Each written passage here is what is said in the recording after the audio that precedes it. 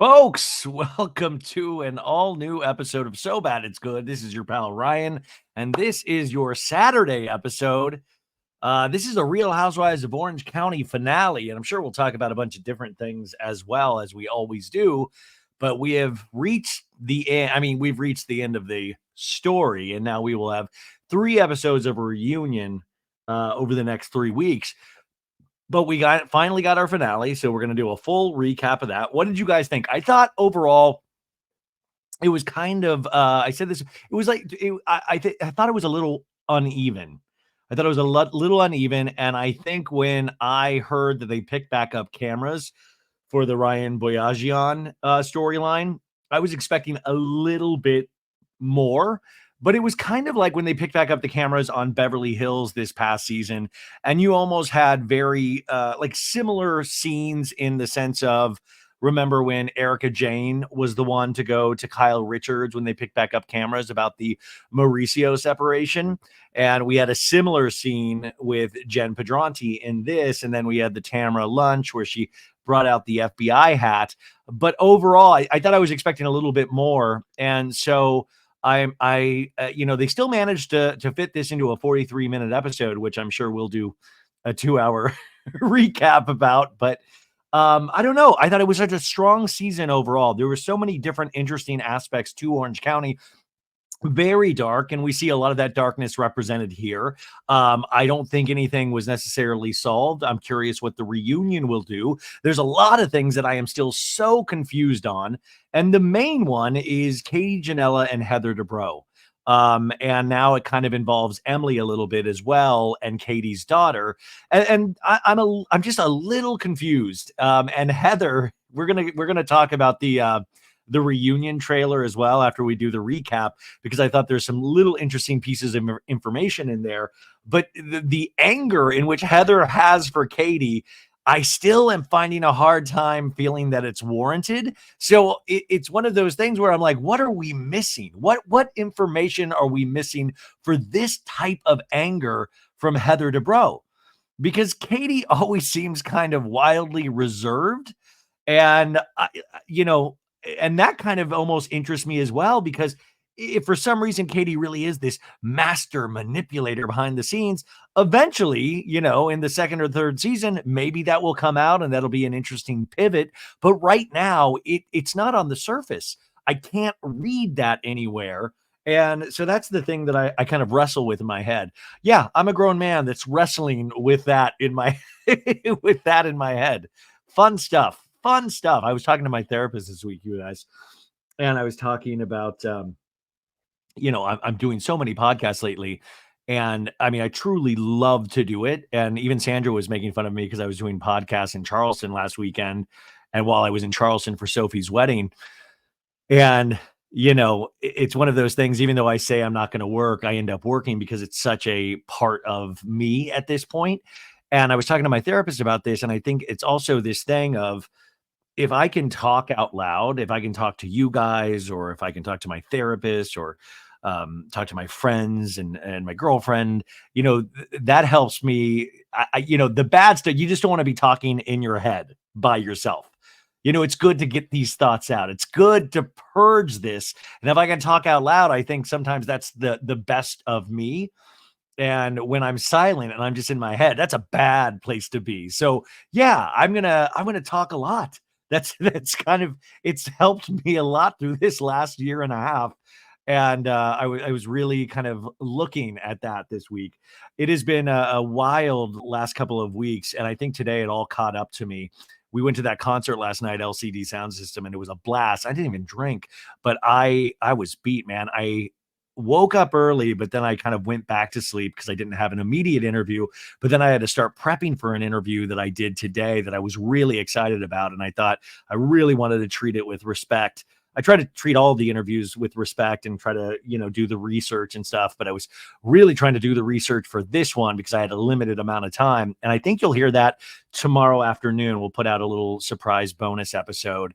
And remember, with these episodes, you guys, they're here for you whenever you want. I know And I'm done. Well, I'm not done. It's so ingrained in me, but I think my natural inclination is to always apologize. And I'm like, what am I apologizing for? For putting out free things to listen to? Like, no, it helps me. Hopefully you guys can get a kick out of it, or hear an interview that you like, or it inspires you to go watch a TV show or read a book. Oh, I have an author coming on Monday that I'm doing the interview that I got to read their book this weekend, and I'm really excited. But there's so much kind of prep that is involved in this. And to me, that I'm living that dream. It's just that there's so much work that goes into it. So it's really interesting. And then try to carve out some personal time for yourself and the things that I love, and that, or even the things that I don't love, like moving my body. Like I guess I have to do it. So basically, it's I do this, I think, because it's just fun and it helps me. It gets my mind a little healthier. And there's nothing better than the feeling of after you finish a podcast. There's nothing better. And I do find it silly that a grown man is talking about these shows. And I'll get these comments of like, wow, you talk about it with such passion. I do. I'm very passionate about it, but I'm passionate about a lot of things. And I think that's where maybe we kind of are the same, is that you're just as passionate as me. I mean, I always say this is just this open-ended conversation that we're having. It's just that I'm the loudmouth, and one day hopefully we'll be able to talk in person. But for now, I'm gonna scream about Orange County for a couple of hours, and anyway. So today was just a mess, and I've just felt so tired all day. I did that interview. I thought it went pretty good, and then I was watching like the Love Is Blind reunion, because I'm going to go on Maritza Lopez's podcast, Love Is Latino. And we're going to talk about that reunion, because I don't really cover Love Is Blind completely. So I was watching that, and I don't know what I'll let you know when that podcast is out so you can listen to it and support Maritza, but I'm excited to talk about it. The thing with reality TV shows is that was their 7th season of Love Is Blind. And sometimes it gets into this cookie cutter formula where you feel like they're going through the motions. And we see that with Housewives sometimes too, is that we've seen seasons of Orange County, Beverly Hills, across the board, where it's like they're just going through the motions. And that's why I thought this season overall was kind of special. And it had all these elements.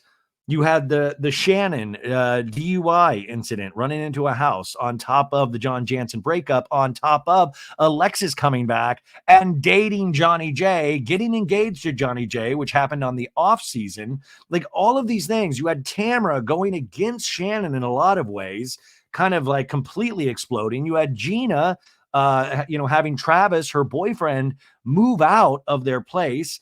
You had all of these different elements that I think kind of worked, and it's like right place, right time. And that's why you invest in these shows. And it's what I always talk about, what I hear my friends talk about with sports teams.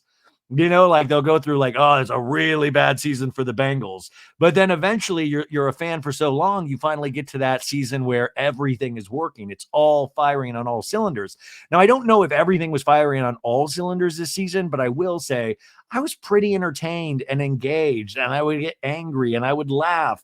Like, I think Salt Lake City right now is the one that I find the most hysterical, that I really kind of enjoy in a very lighthearted way, even though there's real elements to it. But OC, I mean, kind of a very weird season that worked. And I guess the question now is, where do we go from here? Because like I said last week, I do not want there to be any cast changes at all. I even want Alexis back. And we will talk about, because Shannon went on the Nick Vialli podcast, and I heard it was a pretty good interview, right? Like, it went on that podcast, and also did an interview, I think, with People Magazine, saying, well, listen, I don't know if I want to come back. And I think, like, insinuating if Alexis came back, she wouldn't be interested in coming back. Now, listen, I am so team Shannon, but I always think, whether it's Shannon or anybody on these casts, when you start making demands like that, I think it puts you in a very dangerous position. And, these ladies are gladiators with tits, as Aviva Drescher once said. These are gladiators out there fighting. And unfortunately, nobody is, I don't think any of these ladies are bigger than the show, if that makes sense. Like, I think that's where Bethany Frankel lost her way. is that she thought she was bigger than the show. And in some ways, maybe she is. And so she got to go off and do her TikTok thing and her influencer thing. But when you start like making demands like that, that unfortunately is not what these reality television shows are about. Is that unfortunately you are running towards an uncomfortable situation that most of us in real life would run so far away from. But that's why you get a paycheck. And I also think at the end of the day, Shannon obviously would want to come back financially for the attention, all of these things. But like, I just want to tell Shannon, you got through the season, man. We are all so proud of you. Don't blow it. Don't blow it right now. Don't blow it in the off season. Yeah, you got all of us behind you. And I know she appreciates that, but really feel that love and then just truly keep working on yourself. I think we've said at the very beginning of the season, throughout the season, is that, yeah, there obviously is an alcohol issue with Shannon Beador, right? Like, I don't think she's sitting there getting hammered every night, but I think when she drinks, I think like a lot of us feel like, oh, I'm so fun. I'm the best version of myself. My problems are not there anymore. And I worry about Shannon in that way. But I'm empathetic to that. And I realize that those situations truly exist, but I can't hate somebody for that. I just want them to make the right decisions. And that's why when Tamra comes so hard at Shannon, it never feels like it comes from a place of love. It feels like sometimes it comes from a place of smugness or self-satisfaction or look at you. And if we were really to be real about this, we've seen all of these ladies drink to excess. I mean, Gina's the only one that truly doesn't seem to drink in these shows anymore, but we've seen Emily. I mean, she loved those espresso martinis this season. In fact, Emily's trying to climb over, like push Gina over a wall at the end to get a peep at John Jansen, ends up like falling, like obviously had a couple too many. And Tamra obviously admitting that she had to stop drinking, said, hey, in this episode, I'm not gonna drink. And I'm like, yeah, this show drives everybody to get fucking sloshed. There's not a scene usually that you do not see Heather Dubrow with a champagne glass, right? They're all imbibing probably way too much. So I think it is interesting then when you shine a light on just one character. And of course, that character did run into a house. So there's reason that we are shining that light. But it's not an uncommon behavior that we do not see with the rest of people on reality TV shows. So that's the opening statement here. Oh my God, you guys, let me say, the thing I did for myself today, I've been on such a reading kick this year.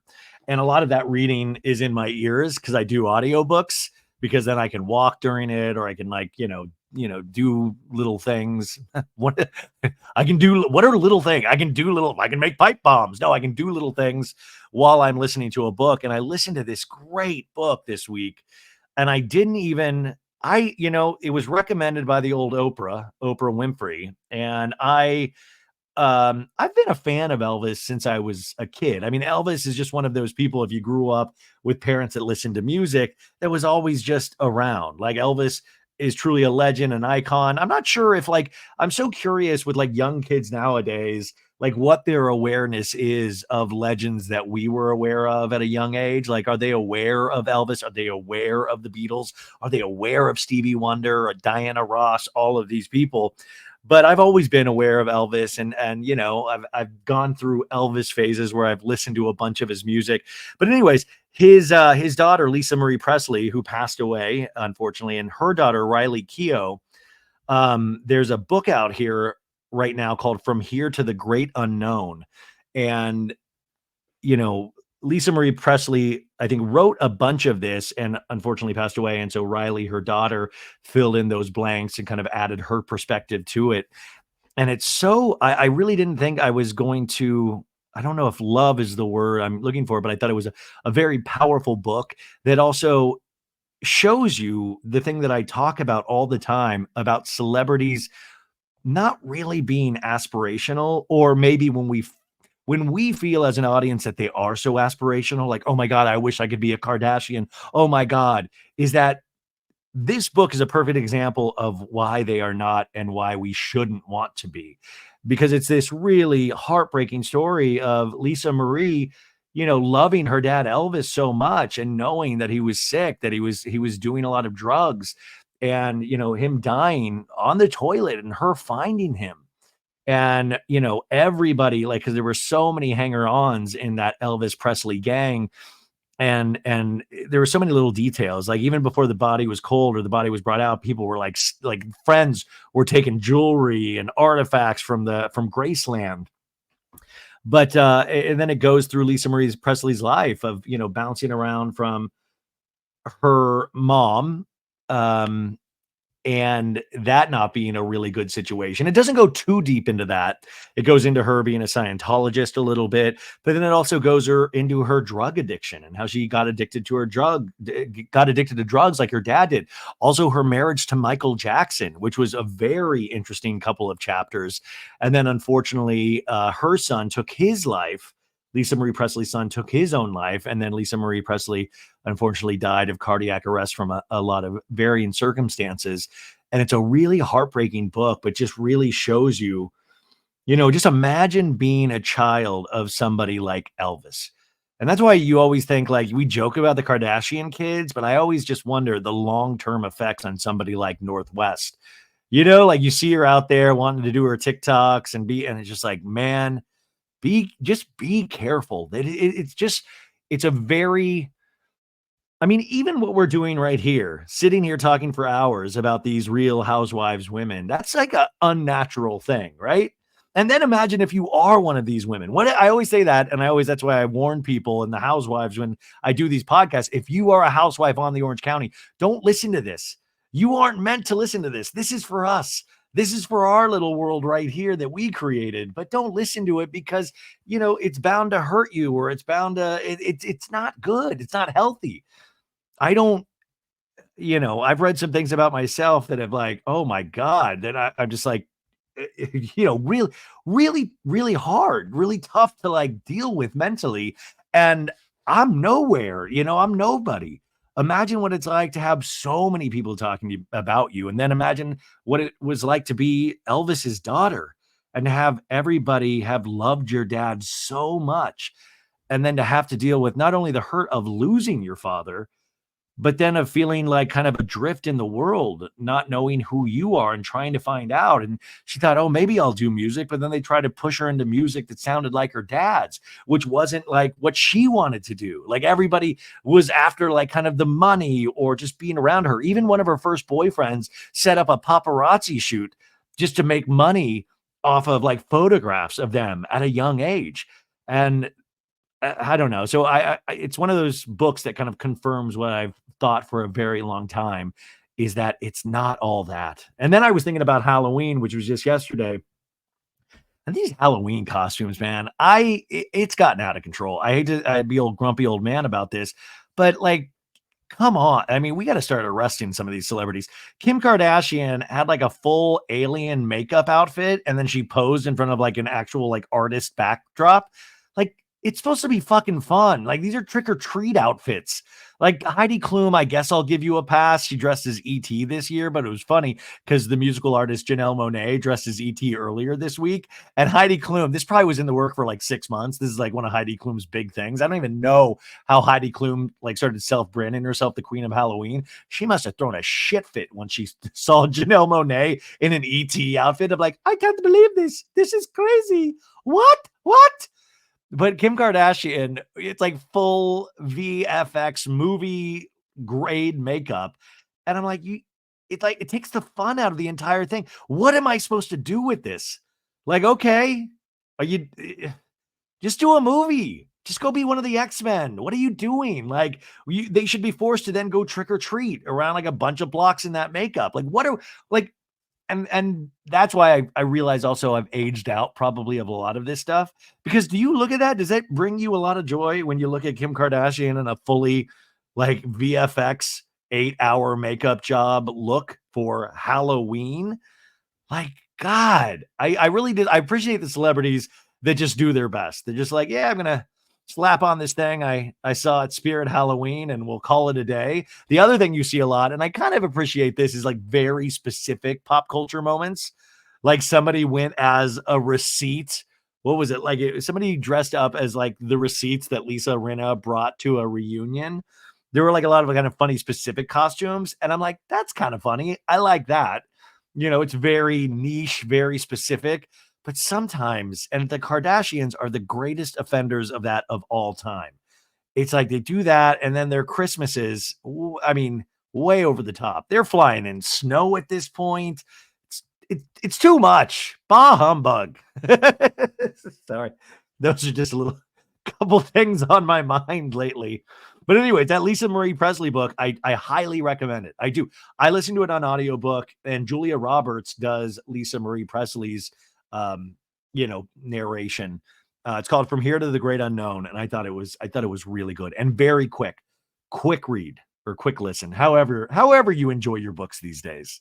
How are you guys? I didn't even get are you guys okay? Dude, I know we get the election Tuesday, time change Sunday. I know I keep mentioning that all week, but I'm in disbelief. I'm like, wow, extra hour of darkness and the election. Now I voted already, but I'm encouraging everybody out there to get out and vote. Canvas, if you believe in your candidate, go out, do what you can in these last couple of days, and let's all just hope for the best for our country and for ourselves. And we want the best for our country, so we can just go on continually making fun of these housewives, right? We make fun of these reality stars and kind of see if there's any greater truths. But most of the time, I want to laugh and be silly. And we'll try to do that today, okay? It's 8:22 at night. Like, I got a late start on this, so I'm enjoying some iced coffee at 8:22 p.m. as you do. Usually I've gotten this done way earlier on Fridays, but my schedule, it's just been crazy. So we're getting a late start. Like, listen, I would rather be watching my favorite reality show, Love After Lockup, right now, but duty calls. We got to talk about Shannon. We got to talk about Tamra. We got to talk about Emily, Gina, Katie, Jen Pedranti, Ryan Boyajian. We got to talk about Vicky Gunvalson. We got to talk about Fun Lexi. We got to talk about John Jansen. We got to talk about those Ferragamo shoes. So let's get into it. This is Real Housewives of Orange County, Season 18, Episode 17. And this is called Unfinished Business. Holy moly, what a title. This is like a Steven Seagal movie. Like, he was out for justice because he has unfinished business. Now, the description the Peacock company gives us on streaming, it says, Jen returns from the Bahamas and announces her engagement. Spoiler alert, God. And Ryan makes headlines. Now, since I'm a narcissist, I saw that Ryan makes headlines, and I was like, good for me. And then I realized it was Ryan Boyajian. I finally learned how to say his name correctly, but I like to say Ryan boing, boing, boing, boing, boing, boing, boing, boing, boing. Do it. It's super fun. And also, folks, since we want to get this in a good, positive space, I did this a couple weeks ago, and we're going to do it again right now because I think it worked. Because some of you guys, you might be headed into the weekend. You might not have energy. You might be a little down. You might be a little depressed. And there's one thing that I do when I'm a little down, and it's I listen to my favorite song. And you guys know what my favorite song is, I think. But if you don't, you're about to hear it, and we're all going to dance together. And you're going to feel maybe a little silly at first, but I'm telling you, it's going to work by the second verse. Here we go. On a 5, on a 4, on a 3, on a 2, on a 1. Woo!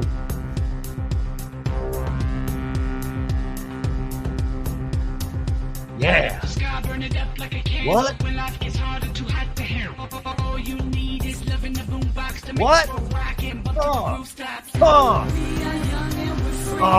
it goes so hard. Get up! Woo!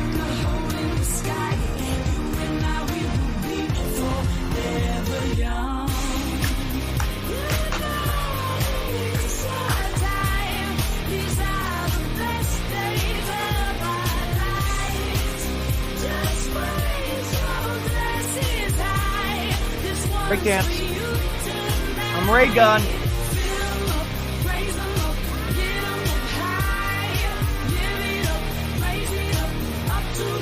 Up to the sky, folks. Hi. Let's play a little more.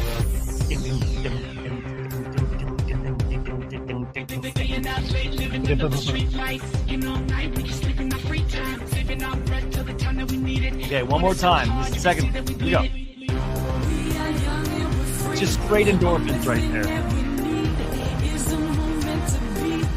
What's up, dude? Me, Tom Sandoval.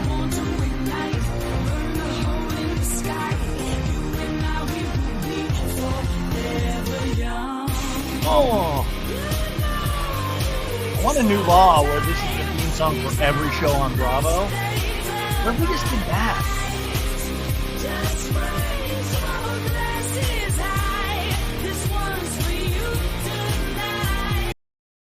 Whoa, folks, what?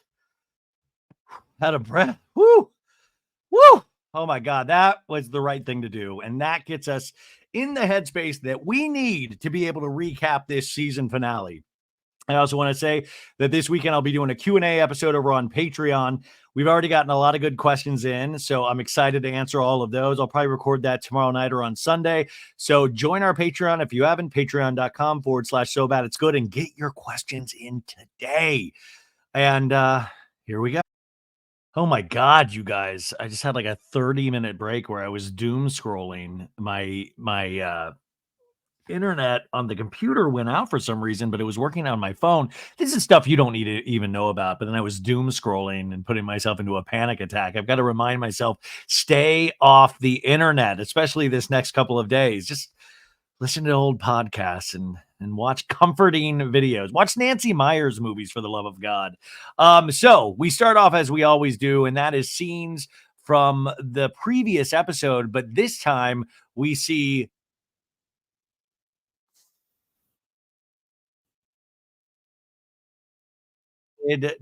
during the season, like they did that flag football game on the beach. We have like Tamra sucking like pie off of Jen Pedrante's toes when they got like hair, and Emily's like shots, shots, shots, shots. We get the introduction of Katie from Gina going, "This is my friend Katie." Yeah. And then we have a scene with Sutton Strack, the Queen of Beverly Hills, going, "Well, have you met Heather, Katie Janella?" And Katie's like, "I have." And then a scene at that bar where Tamara earlier in the season said, "You're telling me, Katie, that Heather Dubrow alerted the paparazzi that she's going to be at Disneyland." And then flashback to Sutton going, "Well, I wouldn't go up against Heather Dubrow. I'll say I wouldn't do that." Is Heather Dubrow this? I don't get it, man. I don't dislike Heather, but I just don't see her as scary. I'm not understanding Heather this season. I'm not understanding of what she's supposed to convey. I'm not understand why anybody wouldn't want to go up. I don't know. Heather seems like she's doing a lot of good work with like her family and a lot of these, good charities that she's involved in. And she's obviously uber rich. I don't know. I just don't. Anyways, and then that scene from that golf event where Heather Dubrow is telling Katie Janella, "On the lives of my children, I have never called a paparazzi." And Katie goes, "You did." And there's gasping from all of the ladies because Katie just doesn't. She's like, "Yeah, you did." Because remember, Katie knows the king of the paparazzi, and she did that text message where she was like, "Yo, Heather Dubrow, did they call paparazzi at Disneyland?" And the guy just wrote back, "Yes." They're like, I always say, like, what if that was just some mistake and he thought he was like answering a question on another text thread? Who knows? Also, I've said this, I've screamed this all season long. Who cares? I assume all of these people in Bravo call paparazzi. I do. I don't think it's necessarily a bad thing. And I mean, if you see those shots, they do look a little staged, but I will also say that I believe that Heather and Terry Dubrow are deeply in love with each other and have a common interest. And I think they like to be seen. I like they like to be, to see and be seen. I think they are, they just share a lot of common interests. So I do think it's funny that potentially all of their photos look like prom photos just because they're that deeply into each other.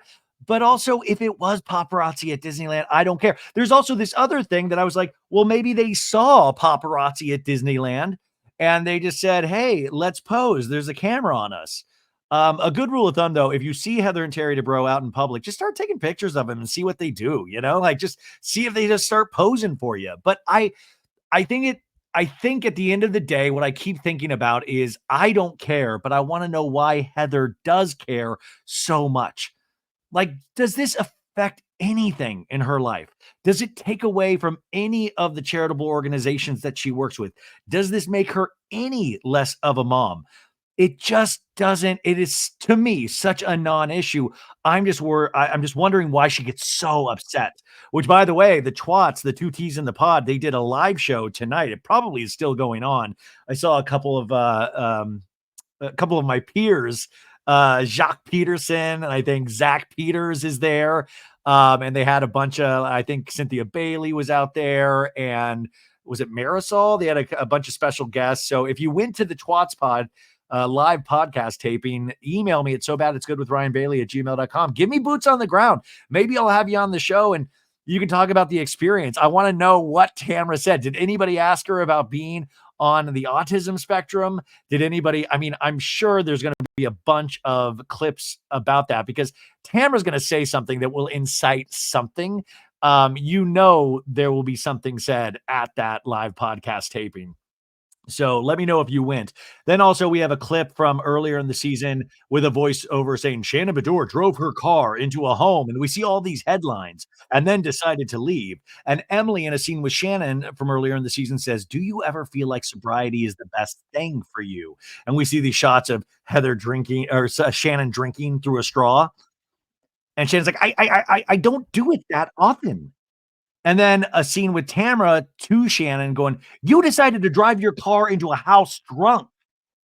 And then Shannon in another scene going, "Tamara, you need to stop." And Tamara screaming, "What? I'm covering your bullshit." And Gina having a zoinks face. Zoinks. And then a scene of fun Lexi entering going, "Hello," and hugging Heather Dubrow. And Heather going, "Obviously, I have a long history with Alexis."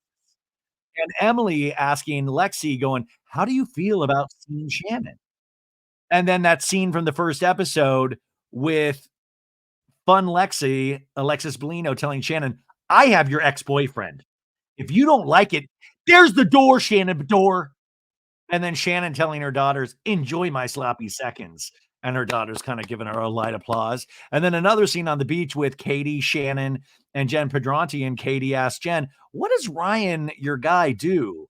And Jen's like, "Well, he just sits around and plays in the sunshine." Yeah, update my LinkedIn with that, right? That sounds like a pretty good job. And then Tamara says in a voiceover, "I don't think anybody is prepared to see who the real Ryan is." And then that scene from Matt and Katie's dinner party where Tamara had a couple of strong martinis and says, "How's the FBI going for you, Ryan?" And Eddie going, "Look at me, Tamara. No, no, no, look at me," and trying to get her face away from talking. And Jen going, "FBI?" And Ryan kinda giving a, "Huh?" And then the scene with Shannon at her tea party 60th birthday where she was like, "I would like to invite you guys to go to London." And she rips off her her little, like, black number, and we see a British flag and spangly dress underneath. And then Shannon, in the scene saying that she didn't invite Alexis to the London trip. "Hello, Alexis, it's Shannon Beador. I am hosting a trip to Europe with my friends. And I just want to make it clear that you are not invited." Boom. I got to say, though, that's nice. We're seeing this in Salt Lake City, too, where Bronwyn actually had a meeting with Heather Gay to say, "You are on the fence of being invited. And I know if I don't invite you, it would potentially ruin our relationship for good. But if I do invite you, I'm worried that you're going to be very annoying."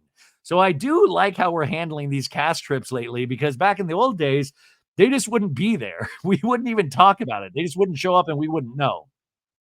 And then we see a real quick clip of Lexus going, "Why?"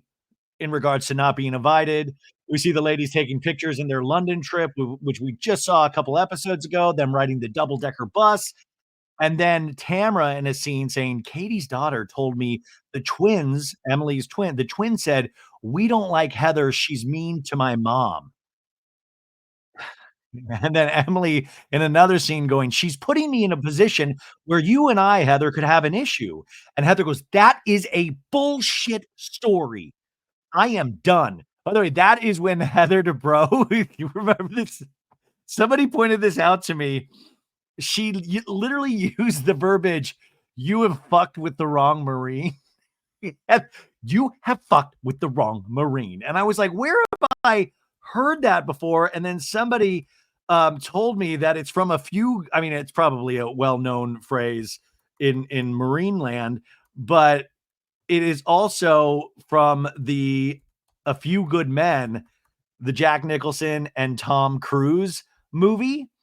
You know, where Jack Nicholson loses it on Tom Cruise.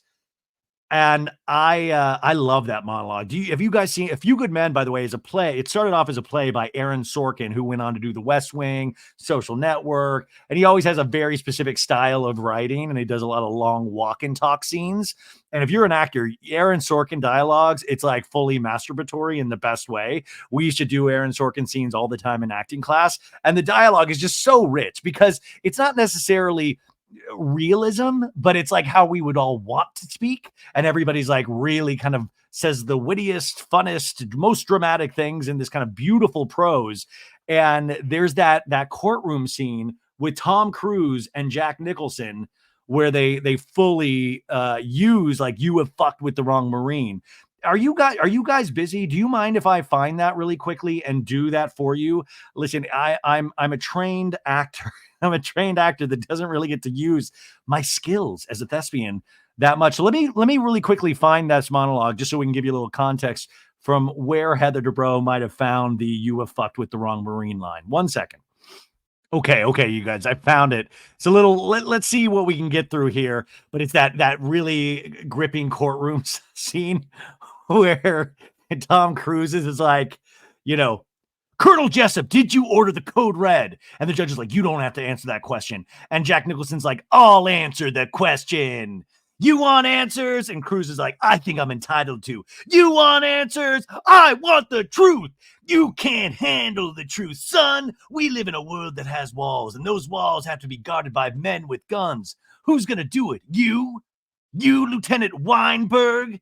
I have a greater responsibility that you could possibly fathom. You weep for Santiago and you curse the Marines. You have that luxury. You have the luxury of not knowing what I know. That Santiago's death, while tragic, probably saved lives. And my existence, while grotesque and incomprehensible to you, saves lives. You don't want the truth because deep down in places you don't talk about at parties, you want me on that wall. You need me on that wall.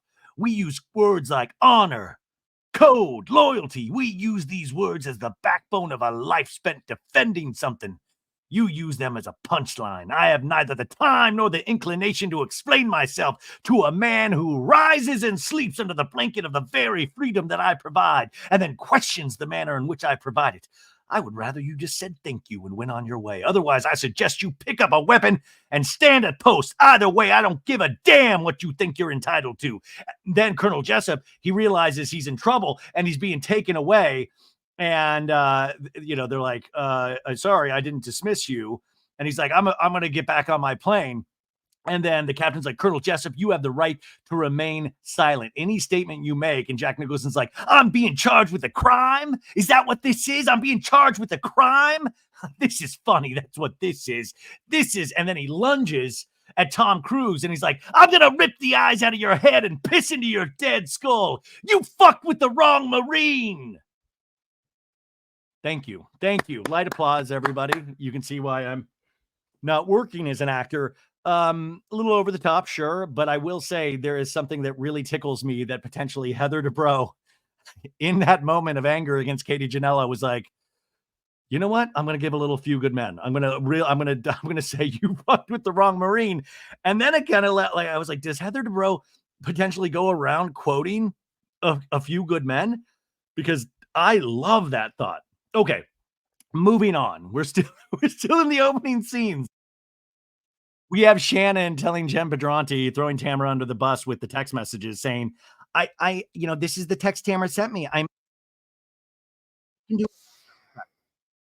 And then Jen goes storming into Tamara's room saying, "You did a," and Tamara just clapping and Jen going, and then Shannon going, the entire text, Tamara saying the entire text message would incriminate Shannon, because we said, we see the text and Shannon says, "Can your friend look up the case?" And then in another scene, Tamara's trying to throw Shannon under the bus at the pub in England to Gina and saying, "Hey, Shannon tried to find out, Gina, if you threw Travis down the stairs." And Gina's like, "This has to stop. I'm in real estate. It stops here." And Shannon's like, "Tamara, you're the one that investigates everybody." And Tamara stands up and goes, "Bullshit." And Shannon goes, "I'm out. I'm out. I'll take an Uber." She's fucking evil. And I will say, when Tamara stands up and then sits down and Shannon leaves, there is this just self-satisfying smile on her face. And I think those are the little scenes that we see that we get uncomfortable with Tamara, because there looks like there's enjoyment in it. Like there's something to be in a fight with somebody and to kind of lose your balance and like go too hard and then realize like, "Oh my God, what did I say? I went too hard." But Tamara sometimes seems like she enjoys it, where a lot of other people or housewives will recognize and go, "Oh God, what did I do? Oh, that's the worst part of me." Where Tamara seems like she enjoys it. So, folks, that's where we pick up. We're back in the beautiful OC. We see the sand, we see the ocean, we see people playing volleyball. We're back, baby. And then we see an axe throwing store or axe throwing play. I don't know, a fucking axe throwing place. And I'm like, God damn it. Axe throwing. This is I thought we got rid of the axe throwing in these shows. I mean, like, I'm thankful that this wasn't a murder mystery dinner, but axe throwing, have we run out of activities? Come on, we overuse the rage room. We've done facials. We've done like vagina steams. That's been a thing that a lot of housewives shows will do. But this axe throwing, I've seen it so many times. And it's daytime. It's not even night. And Emily walks into this axe throwing place and's like, "I'm meeting some girlfriends." So she gets set up, and then Gina comes in. She's like, "I see my friend Emily over there." And Emily's like, "Are you ready to throw some axes?" And Gina's like, "We couldn't just go to the mall?" I'm with Gina on this one. Come on. What are we even doing? Can't we just talk like normal human beings? Sorry, I'm fired up still after I did that all the Few Good Men monologue. Also, I will say Emily looks beautiful in this. I think Emily looks great in this scene. Sorry, I don't know why I had to throw. Hey, I just wanted to tell you guys, I think Emily looks great in this scene. Anyways, Gina's like, "We're always coordinating our outfits. Woo." So they hug, and Gina's like, "Of course you would want to axe throw, you woman. Woo." Emily says, I thought Shannon was coming today, no?" And Gina's like, "I think so, yeah." And Emily's like, "When she ended up leaving and flying home on a different flight, I felt badly." And then we flash back to England, and Heather's like, "Do you know that Shannon left?" And Emily's like, "Yeah, we heard her leave." And Gina's like, "I don't even know if she was able to pack up all the stuff." So Shannon must have left that pub after getting into the fight with Tamara and said, "I'm leaving on a jet plane. I don't know if I'll be back again." Like, she left on another, that's gonna be an expensive, like, how does that work with production? Like, do they like, "Shannon, come on, we already booked you a seat on this flight." Does she have to pay for that? I mean, the more I talk about these shows, the more I just get into the minutia. Like, who's the housewives accountant? It's like, can we pay for another Shannon? Do we get a refund on this other one? But yeah, they don't. I mean, if I was Shannon, I wouldn't want to fly back with Tamara either at this point, because it just seems like explosive. And also, imagine being on that flight back to America, and then, Shannon and Tamara are getting into it in first class and they have to like land the plane somewhere because it's gotten violent at a certain point. Because Shannon, she wouldn't be able to run out of that plane. She wouldn't be like, "I'm out of here." So good. Get on another flight. Emily says she and Tamara going at each other like constantly. It's just too much. And then we flash back to that scene at the pub with Gina saying, "He told me that you were trying to dig up Shannon information prior to the reunion about Travis." And Shannon's like, "Oh my God, Tamara, you were so involved in that." And Gina's like, "Tamara and Shannon are both at fault. The thing is, Shannon is working on herself, right?" And then we have a flashback to like a day before where Shannon's watching Archie, my favorite dog on Bravo right now. Shannon's like, You know what, Gina? I feel horrible about had I remembered that all of that had transpired, I would have absolutely come clean about it." And Gina's like, "Well, thank you, you know? You had this fake news information and you didn't bring it up." In the talking head, Gina goes, "I don't know if I can say the same for Tamra." So Emily in this axe throwing scene says, "Hey, did you hear about Jen?" And Gina's like, "What happened? What happened?" And then Jen Padronti walks in, and Emily's like, "I'll just let her tell you." So Jen walks in, does the whole hug thing, and all of a sudden, bam! You see a rock the size of Gibraltar on her finger. It is a diamond that is potentially makes me nervous that the FBI are involved. It's a big old rock. This thing you can see from Mars, I bet. And Gina's like, "Oh my God, Jen. Whoa, look at the real estate that's taken up on your finger." And Jen's like, "I know, no shit, right?" And Jen's like, "I hate to be like that." And she's like, "You're engaged?" And Jen's like, "Yes, in the fucking Bahamas." And Gina's like, "That's amazing." And hugs Jen. "Congratulations." Jen in a talking head says, "Ryan and I went to the Bahamas after London, and we were in the sand, and we see in the Bahamas, like, I don't know, did they send an OC cameraman? Because this looks like really nice footage. So I'm like, did they just send one camera dude that's like, hey, bud, we're gonna send you with Ryan and Jen Padronti on a little vacay. All you have to do is just get a quick shot of this engagement. But I imagine if there's like, I mean, this looks better than like iPhone footage. This looks like a professional camera. And I will say, these Bahamas, the water looks beautiful. You see a bunch of jet skis.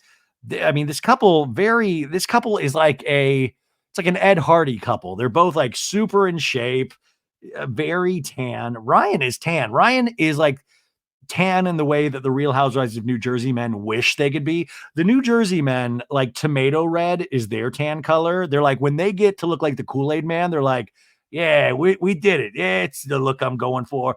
Ryan's just like a dark tan. Anywho, we see this shot, and Jen's like, "Yeah, we were on the sand." He's kind of fidgeting around, and it clicked.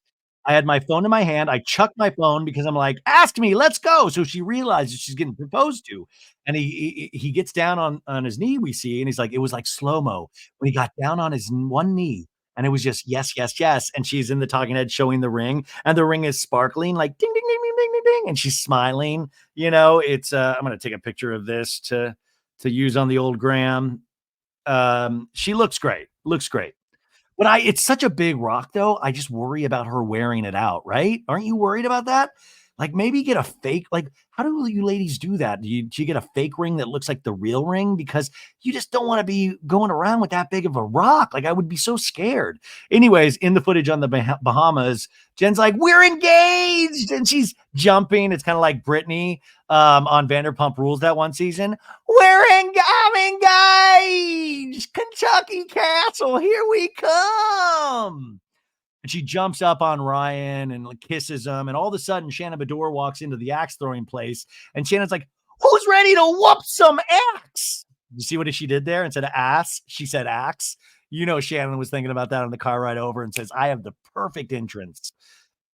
Anyways, all the girls are laughing. Emma's like, "Do you feel better now?" And she's like, "Are you ready to whoop some axe?" And Emma's like, "I'm glad you didn't have an axe in London, Shannon." And Jen was like, "You were done whoop axing." And Shannon was like, "Yeah, I was over it." And then Jen goes, "Shannon, I have a little something, something to tell you," and shows the rock. And Shannon goes, "Are you freaking serious?" And she's like, "Yeah, I'm serious." And Shannon goes, "Everyone was talking down to you. It's not gonna work," they said, "and you proved everybody wrong." And Emily goes, "I've come around with Ryan." And Jen goes, "I know, thank you for that. I know." I'm shocked Emily in this scene isn't like, "You gotta sell that ring and pay off your bills along with your Rolex." Emily says everybody deserves a second chance to make better choices, to be a better person. In a talking head, Emily says, "I do think Ryan treats Jen well, but I do think that maybe there's some red flags." Gina in a talking head goes, "I'm so happy for her, and I hope it genuinely works out. But instead of a ring like this, couldn't he have just given her the rent? Heyo." Because that's how this season started. Remember, she was in that place that Gina hooked her up with and wasn't paying the $25,000 a month rent. And Gina was livid because I'm in real estate and you're affecting my career. You guys, I said this last week, but I want to go on record as saying, and I know This is a big accolade that I'm about to give. And at the end of the season, I'm doing power rankings in my head. And Gina Kirschenheiter, I want to tell you, you have won So Bad It's Good Real Housewives of Orange County season 18 power rankings. You, me lady, are my number one OC housewife right now. And I know that is a controversial choice. That is, oh, you're like, Ryan, what are you talking about? But I got to tell you, Gina, I think, kept it classy. She was able to be pseudo friendly to everybody. She had her own stuff going on with Travis, which we were kind of speculating about, and they talk about in this episode, but she got through it. I mean, I don't know. To me, she's the reliable narrator. And that's the person that I'm always drawn to, which I know is not everybody's favorites because we like mess, but she is my number one. Who would have thunk it? And Gina, I'm so sorry for the horrible imitation I do of you. If you've ever listened or been told about this, I wish I could do it accurately. I just do not have the talent or the range. I think you just heard me do a few good men, so you understand that. So she's my number one, right? Where are we going to go number two? You know what? I'm going to go controversial again. Jen Pedronti. Jen Pedronti, number two. Yep. I think her standing up into Tamara in that moment said, uh-oh, this lady, you can peel her like an onion. There are layers there, folks. There are layers there, and you can see some storylines down the road that she's probably going to have to deal with. So, man, she's got a lot in her arsenal that I didn't think she had. Where do you go with three, Ryan? Where do you go with three? This is where I go, Shannon Beador. And Shannon Beador, obviously a flawed woman, but she has made it through the season. She suffered the slings and the arrows of everything, being thrown at her and still managing to make it through this season, being screamed at, being called an alcoholic for the entire season by Tamara for having Alexis dating her ex of 3.5 years, getting engaged. Like she suffered all of this. I mean, the lady was backed up. She was constipated, for the love of God. We saw her give herself an enema. I mean, well, we didn't see it. We heard her give herself an enema last episode. She's been through it all, and that's why she's getting my number three. Now, number four, I got to tell you, I think it's Emily. I think I wish Emily could be ranked higher. It's just that, and this is a positive thing, is that Emily doesn't have the personal drama. We obviously have our body image issues, and I have those same issues, and I support her for that. But I'm going to give her number four. Then I'm going to give Katie Janela number five. I think she handled herself well. There's a lot of mystery with Katie, a lot of mystery, but I think she's nice. I think she kind of held her own. And then I'm going to go, then you got Heather and Tamara. And to me, they've tied. They've tied for last place for me. And by the way, they could be, and Heather, don't be upset about this. You could be at the top of my power rankings next season. And then I'm going to go Alexis as a friend of, no, if we're doing friends of, I'll go Vicky and then I'll go Alexis. Alexis, bottom of the bear. No, you know what? If we're doing friends of, boyfriends, friends of, John Jansen. Those are my power rankings. Very exciting. So anyways, this dude that works at the axe place is like teaching them how to throw an axe. And I wish these ladies were paying attention to it more because I thought, oh my God. And also I got really scared that this was foreshadowing because I was just like, why are we watching this guy teach us how to throw an axe? Because I thought at the very end, my mind was writing fan fiction. And I was like, oh my God, John Jansen is going to come to that party later. And then all of a sudden Shannon's going to have an axe and we're going to flash back to like, oh my God, this guy taught Shannon how to use an axe. And all of a sudden we're going to just see an axe go out of nowhere, but Johnny J ducks it. But that's what I was scared of in my head. Right. So Shannon steps up to throw an axe and we see a split screen where Tamara's going, you're a liar and a drunk. And so obviously Shannon's picturing Tamara and throws that axe. And Shannon and I talking head goes, maybe I have a little bit of aggression in me and putting it in the axe. Boom. Anyways, we see all the ladies throwing the axe. I don't know. Emily lands one near the bullseye. Great. Shannon hits one. And then all of a sudden Jen goes, hey, there is a party. I went to dinner with the girls the other night. And we flash back to this dinner where I think it's Jen, Katie Janela, and Fun Alexis Bellino. And Alexis is like, we have to plan your party. What if we all do? I'm just spitballing here. Dorky bridesmaids dresses. I'm fun. Yeah. And Kitty's like, oh yeah, like 80s, 90s, big bow on the back.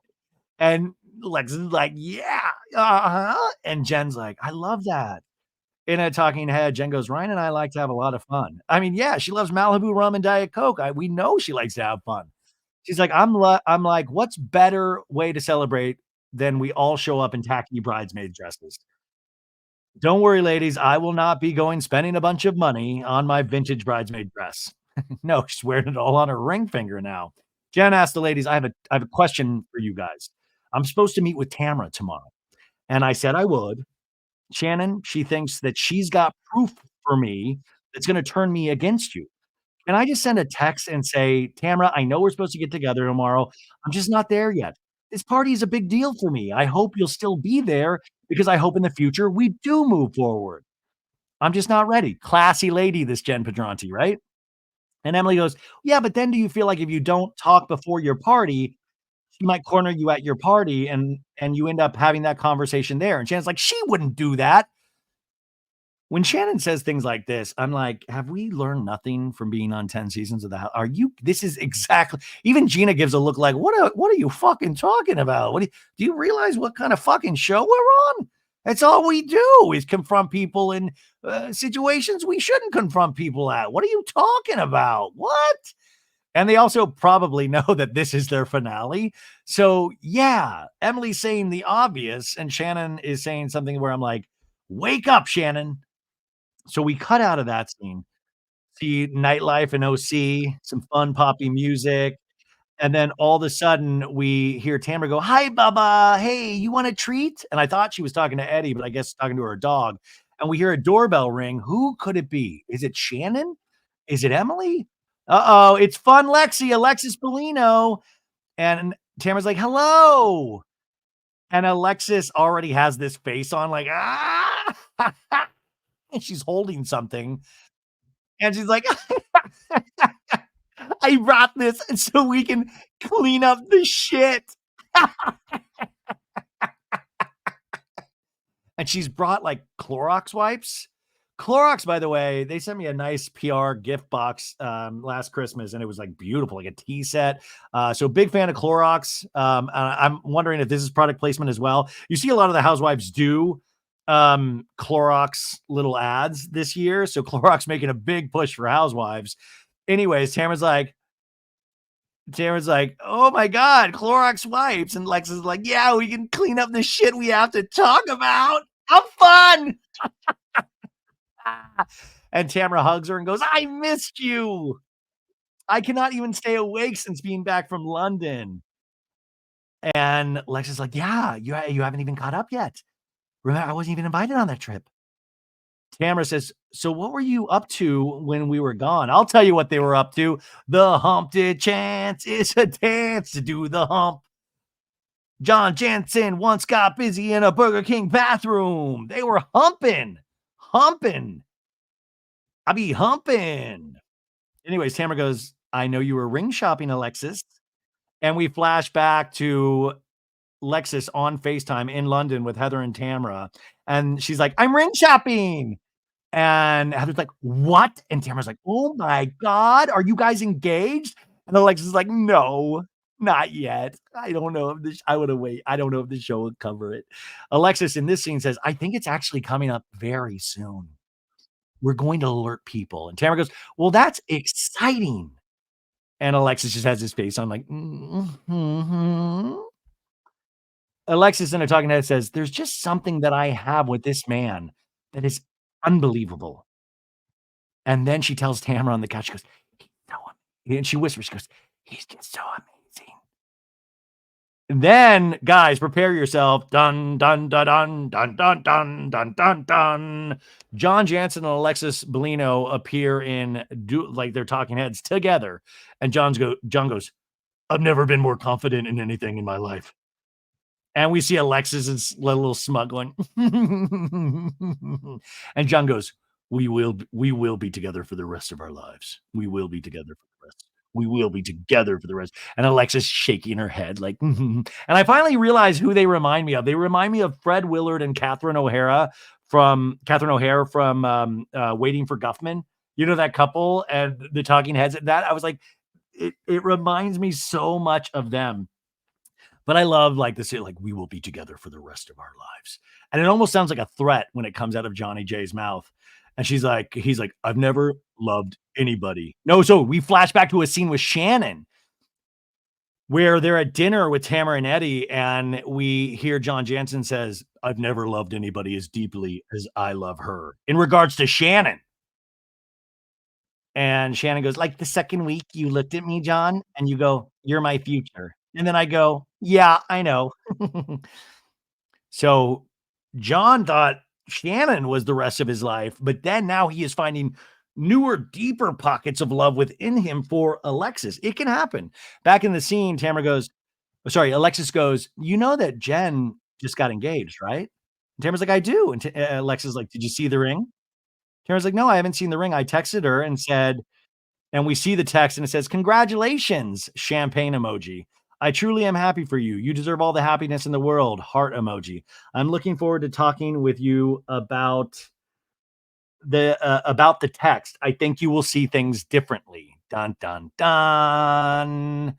It would be great if she then like put like a logo of like FBI on the text. I'm like, oops, didn't mean to send that one. Also, maybe Jen is wrong. Maybe Tamara has like information on like the Zodiac killer or something, which I just watched this 3-part docu-series on Netflix. It's called This is the Zodiac Speaking, and it's actually really well done, really creepy. Woo! Anywho, who knows what Tamara's about to talk about with Jen? So Tamara sent the message. Lexa says, "Oh, the ring, freaking gorgeous. It's gorgeous. She's so happy." And so I'm gonna throw her a party. I'm gonna do it. I'm gonna throw her a party. And Tamara goes, "What's the theme?" And Lexa is like, "You're gonna there's a reason why they call me Fun Lexi." Tamara's like, "What's the theme?" And then Alexis goes, "Horrible bridesmaid dresses. That's the theme. Isn't that crazy?" And Tamara's like, "I love it." And Lexi's like, "Okay, yay!" And then we see a flashback of Alexis scouting the venue with Katie Janela, and Alexis is like, "I pictured the champagne Malibu wall right here, and they can grab a glass of champagne and Malibu and Diet Coke." This group and Diet Coke, I swear.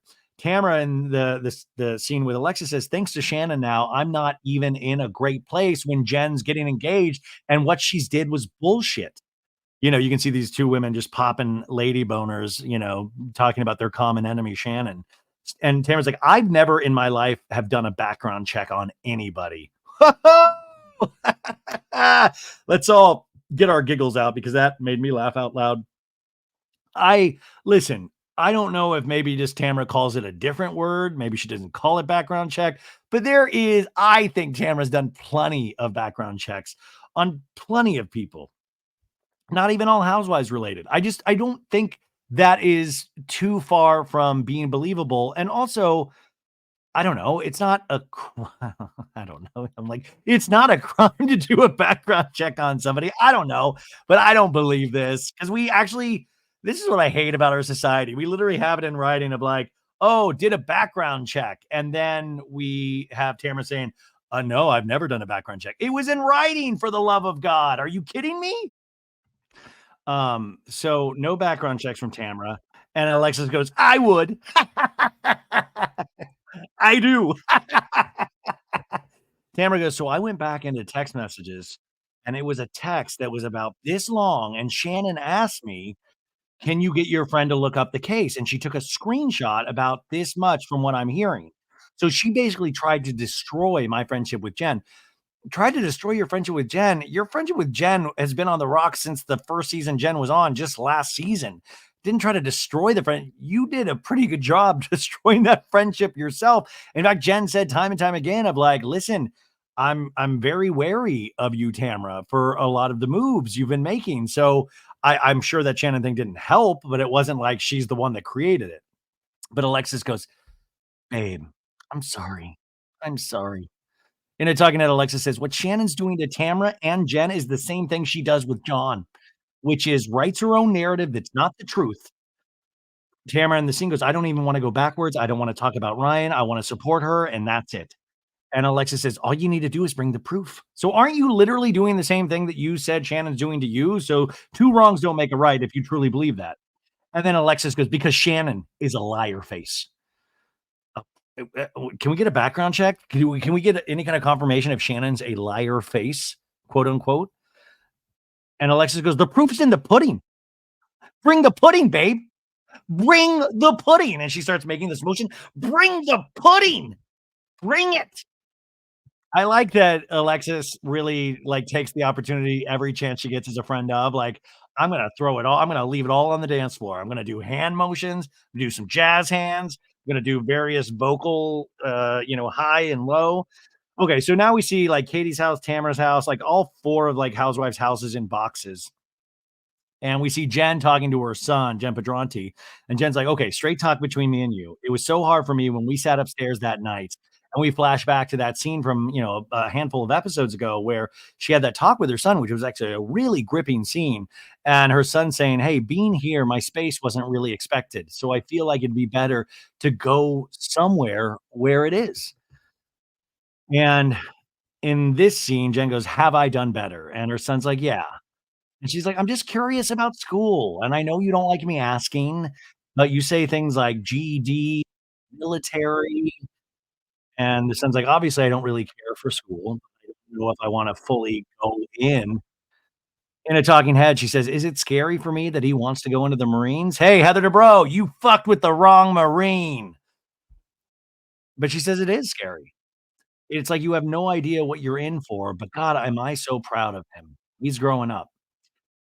In the scene, she tells him, "I was not great in school either." And he's like, "But I feel like it gives you you're not so boring, mom." And she goes, "I'm actually not boring. I'm not."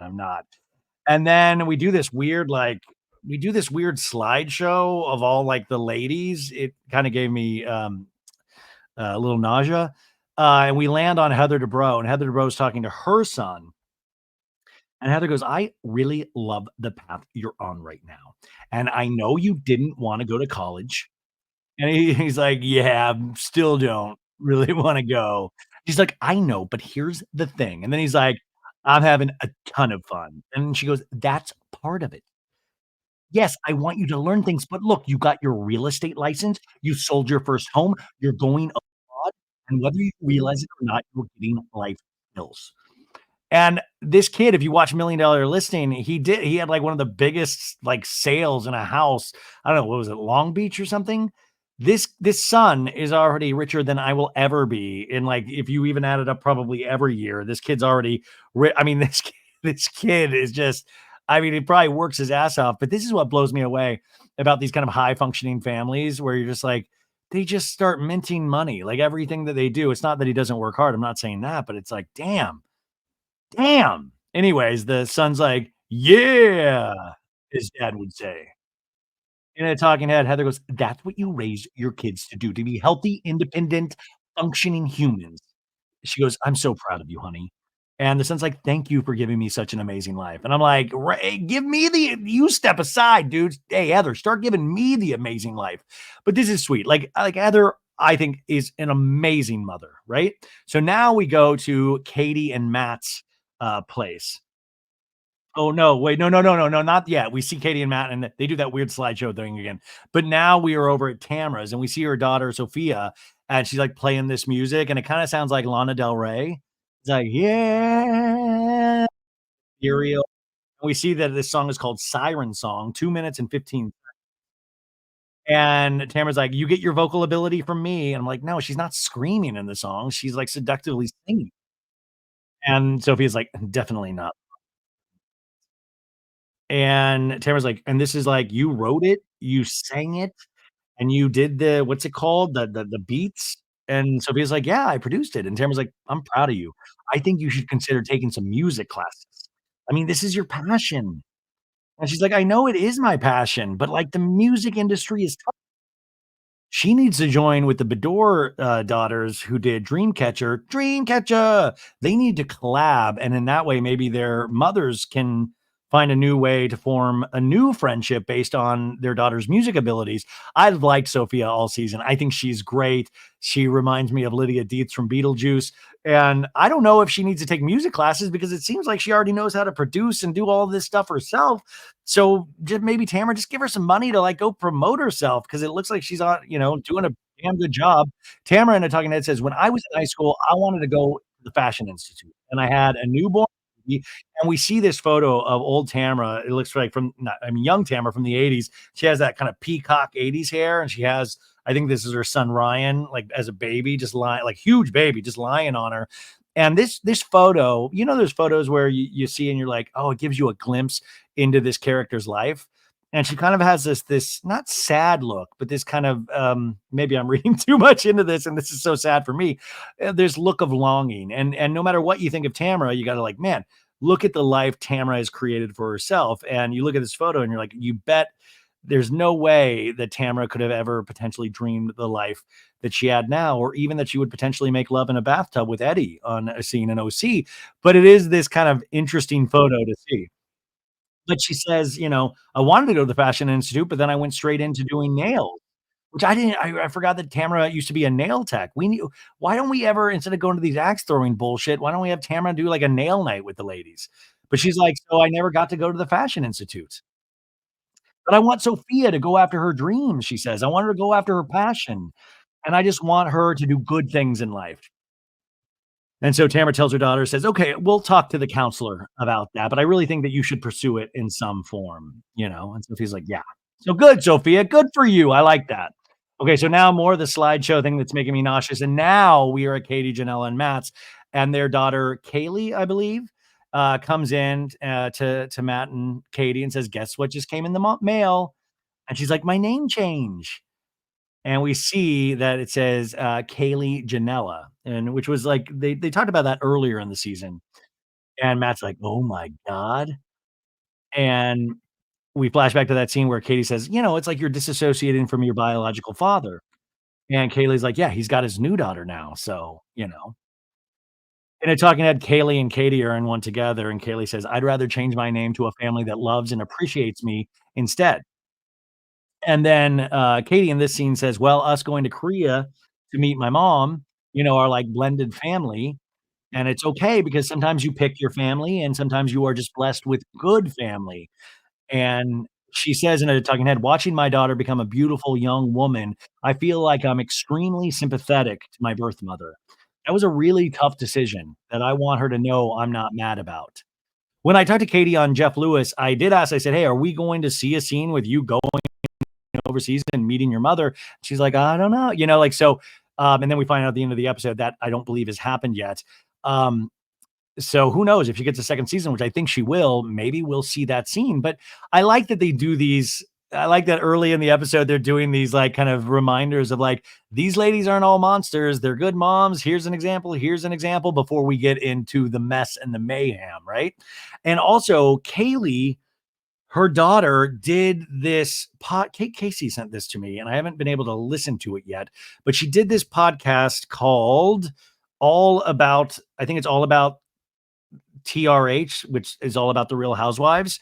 And I think they've done a lot of they always get really good guests, but they're always like, I don't think I could have the stomach for what these ladies do with, in their podcast, because they always like get into that mess. Like, so Katie's daughter was on their podcast. I got to listen to it. And she talks about the whole Emily babysitting situation. And I'm not sure exactly what was said, but man, I don't think, as much as I would be curious, I just am also very hyper aware of not wanting to be part of a story or, get involved in the housewives fights themselves. Like, I love information. I love collecting information, and I'm excited to listen to their podcast.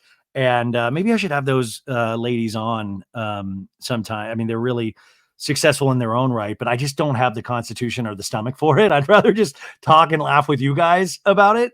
But I'm really curious about Kaylee going on a podcast and how that all shook out.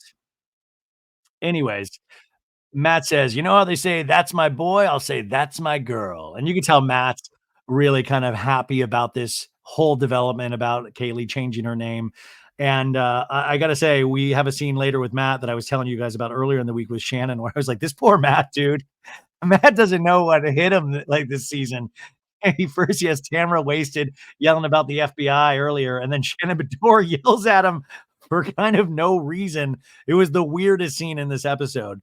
Now we're over at Gina's and she's playing with the puppies, and I think they're in like a crate. She's like, "Are you guys in puppy jail? Oh, Meatball, do you want to go in puppy jail too?" And she's like, "Should we check on Daddy?" And we see that Travis is like building something, putting some furniture together for Gina. And she's like, "How's it going?" He's like, I've gotten 4 screws in so far."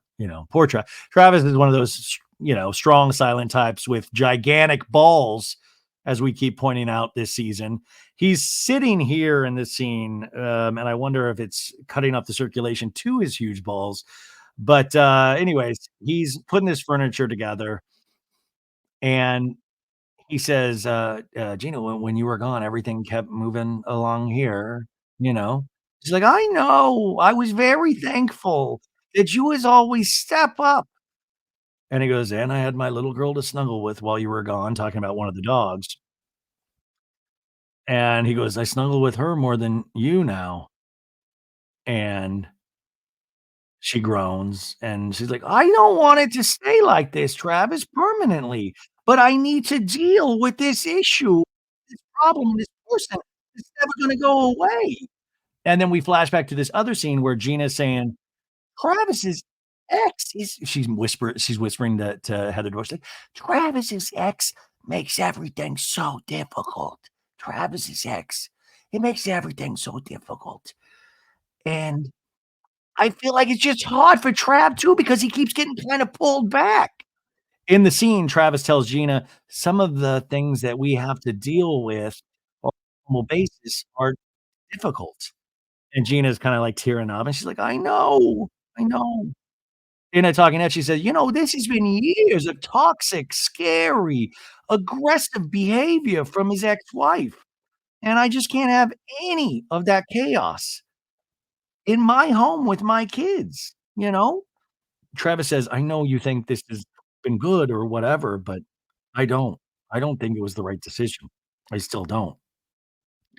And Gina's like, "It's just like what I felt was necessary, Trav." And he goes, "I just want you to get to the whole point though. When there's adversity, instead of pulling away, you're pulling in. You get scared and you start to feel sad about it, and it makes me sad." And she's taking it in. She's like, "I know it makes me sad too, Trav."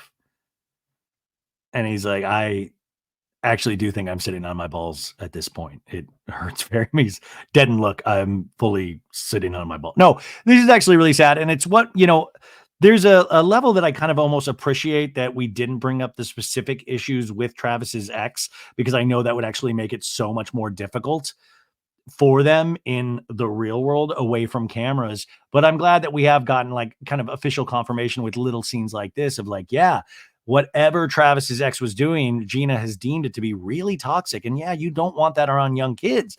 And it's really hard too, because Travis then is locked into this relationship that he has let go of, and he still has to keep going back there, even though he's moved on with Gina, right? But Gina tells him, "I'm really thankful that you're sticking it out with me?" And he goes, "I am, but I'm not happy about it." And she's like, "I have a lot of guilt about it?" And she's tearing up more, and it's like, "I love our family and I love you very much. And I'm very committed to working this out with you, Trav." In a talking head, she says, "He's such a great person and he's such a soul man. And I would love nothing more than to share the rest of my life with him. And it's not ideal, but I still stand behind the decision I made." She tells him, "I need to be able to know how to handle this. So I really would like to go to therapy." Okay, so now we've like kind of set up next season for Gina. Maybe some therapy with Travis will be in there. And he's like, "Okay, so are you gonna take the lead on the therapy?" He's like, "I will. I'll call the people. Yeah." And he goes, "Well, I will show up." She says in a talking head, "I guess the way I see it is if we're really meant to be, then we will survive it."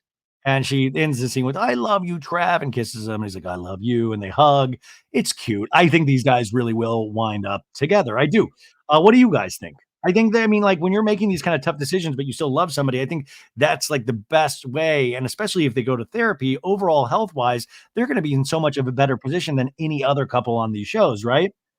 Okay, so now we're over at Shannon's place and she's getting glam and her hair done. And Vicky walks in and Shannon goes, "Oh, hello, ladies." We see glam by Pam. We see Vicky unloading these spangly clothes. She's gonna like she pulls out like a smushed up fur out of her bag. And Shannon's like, "Those are the dresses smushed up in your bag?" And then Vicky's like, "Oh shit, I forgot the dresses." Remember Vicky coming on this season as a friend of, and the first scene she had with Shannon, she talked about the pus that was on her belly.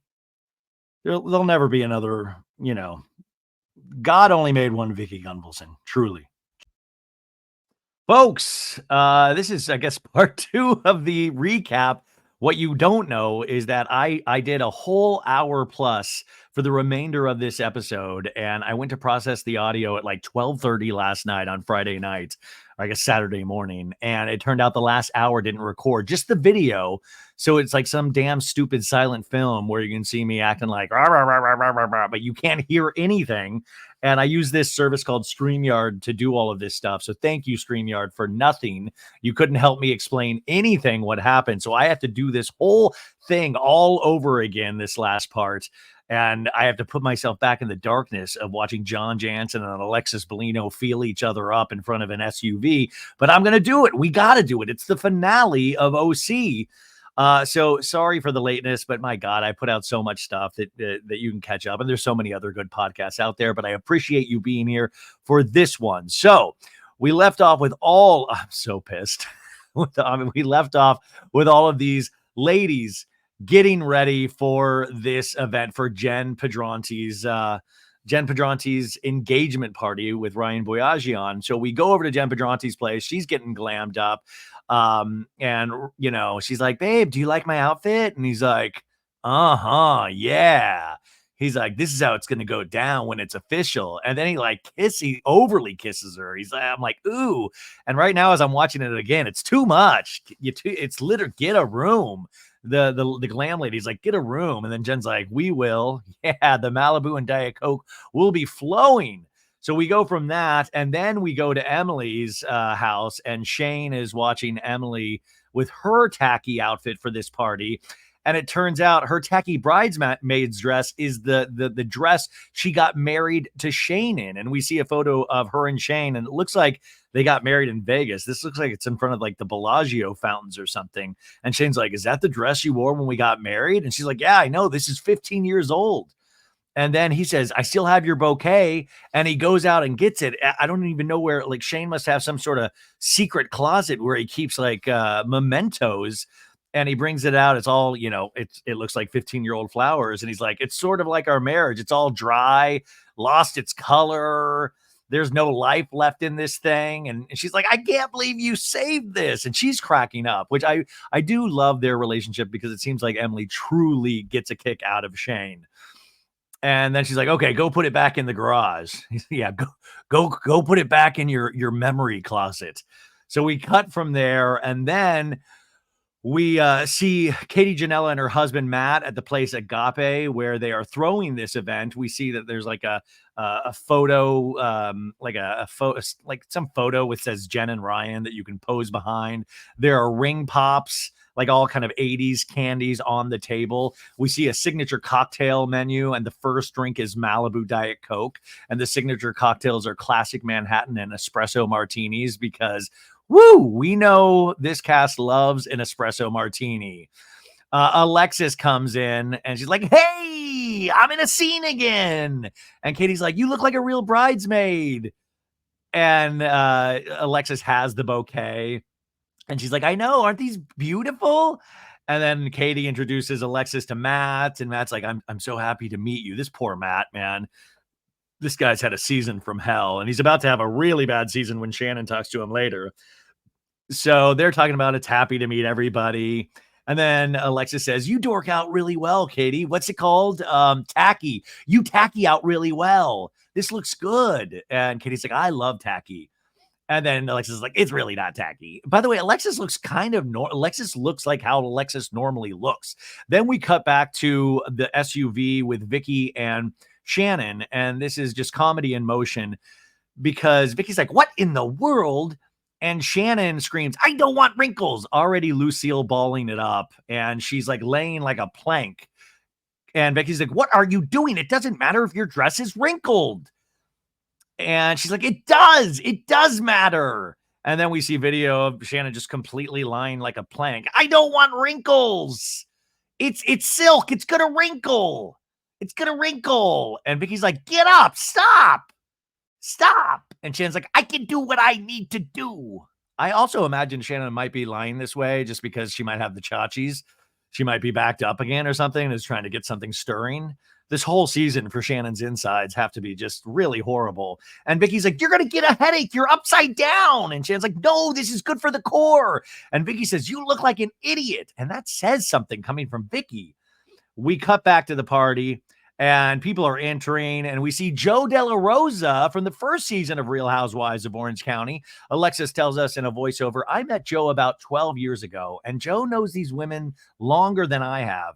Joe, she's now married. He's an amazing guy, and we see pictures of her wedding with the new gentleman. And Alexis says, she gets along with everybody. I don't think Joe has any enemies. And Joe's hugging Katie, and Alexis says, which is perfect because she can help me squash some of mine, maybe. Doubtfully. Also, Joe's been on this podcast a couple of times. She's always super nice, and I don't think anybody has a problem with Joe. But it did make me think, are they going to try to... if Alexis possibly comes back next season, are they possibly going to bring her on as a friend of just for Alexis so she has somebody, if that makes sense, right? Anyways, Joe says, this is my version of tacky, but she's in a nice yellow dress, but I guess she has a tacky purse, so that's supposed to count. So we have more entrances. Emily and Shane get there. Also, Emily's wearing like a flower crown, like midsummer. She's greeted with champagne. I'm like, get it started early, Emily. We see that there's like a Malibu. It says like cheers, and there's a bunch of Malibu bottles because that's, the couple's drink of choice. Alexis sees Emily. Hello. And Emily says to Alexis, I don't feel like you look tacky. I feel like I look tacky. And then Heather Dubrow and Terry get out of their SUV. Terry's just dressed in black. Like he looks like Johnny Cash, but like Johnny Cash that, is a plastic surgeon. Heather looks tacky in this kind of purple. It almost looks like Taylor Swift's dress in the Speak Now album cover, but it looks like a very fancy tacky dress. And Heather's like, how am I looking? And Terry's like, awesome. Yeah.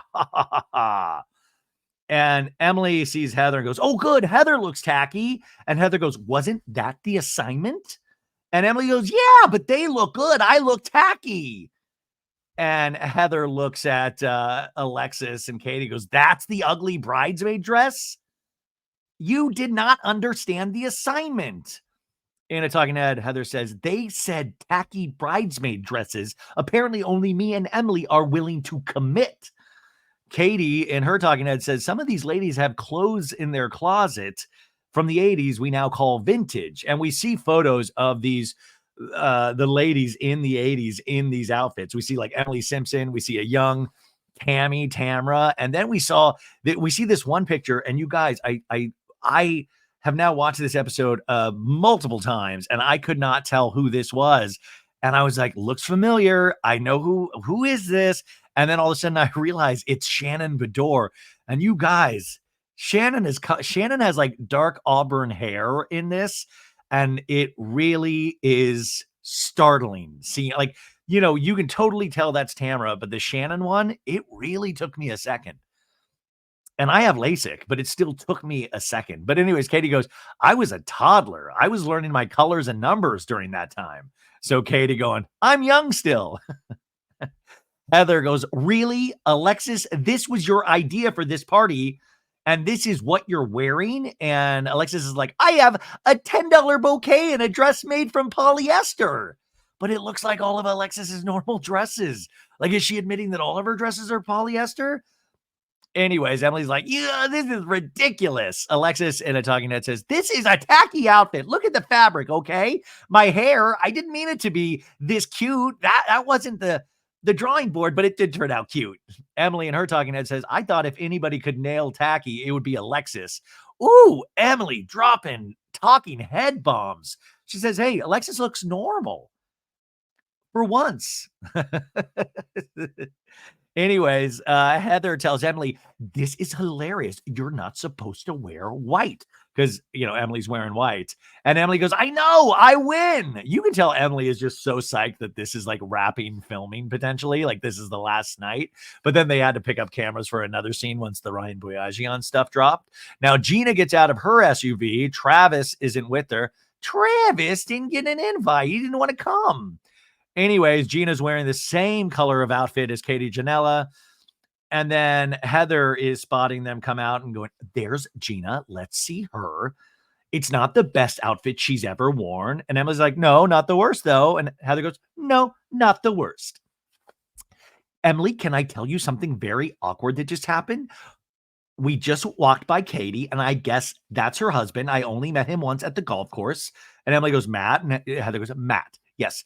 And Emily goes, did they say hello to you? And she goes, no. And then we flash back to this entrance and we see Alexis, Emily, and Heather, Heather's to the right of Emily walking in as Matt and Katie are walking out. And they're saying, we're going to go get an espresso martini at the bar. And they just walk by each other, but I don't know. It didn't seem like egregious. It just seemed like a quick walking by. And then Heather in her talking head goes, oh, snubby, snubby, snubby, snubby, hinky, hinky. Heather, I'm not seeing it. Every move now, Katie, it's an evil move, like in Heather's head. Heather says, but isn't that the irony of Katie? Like everything she has said about me is her. But outside, Matt seems to have noticed the same thing. And Matt says, that was some cold shit to Alexis and Katie. And Alexis is like, what? And he goes, the whole walk by. And Katie's like, no, let's just not. And then Alexis goes, oh, Heather. Oh, well, I didn't think would start this soon. Katie in a talking head says, I mean, I feel like with Sutton, it snubbed me once. Shame on you. Snubbed me twice. You're a bitch. Woo! Anyways, Heather back to Emily goes, she didn't say hello. And Emily says, well, I have to have this conversation with her. And then we flash back to this other conversation that Emily was having with Heather saying, how weird is it that she said my boy said that? And Heather goes, oh, my mom, isn't Heather horrible? She seems to just make things up.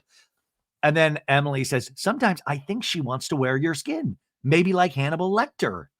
And Heather's like, yes, maybe like Hannibal Lecter.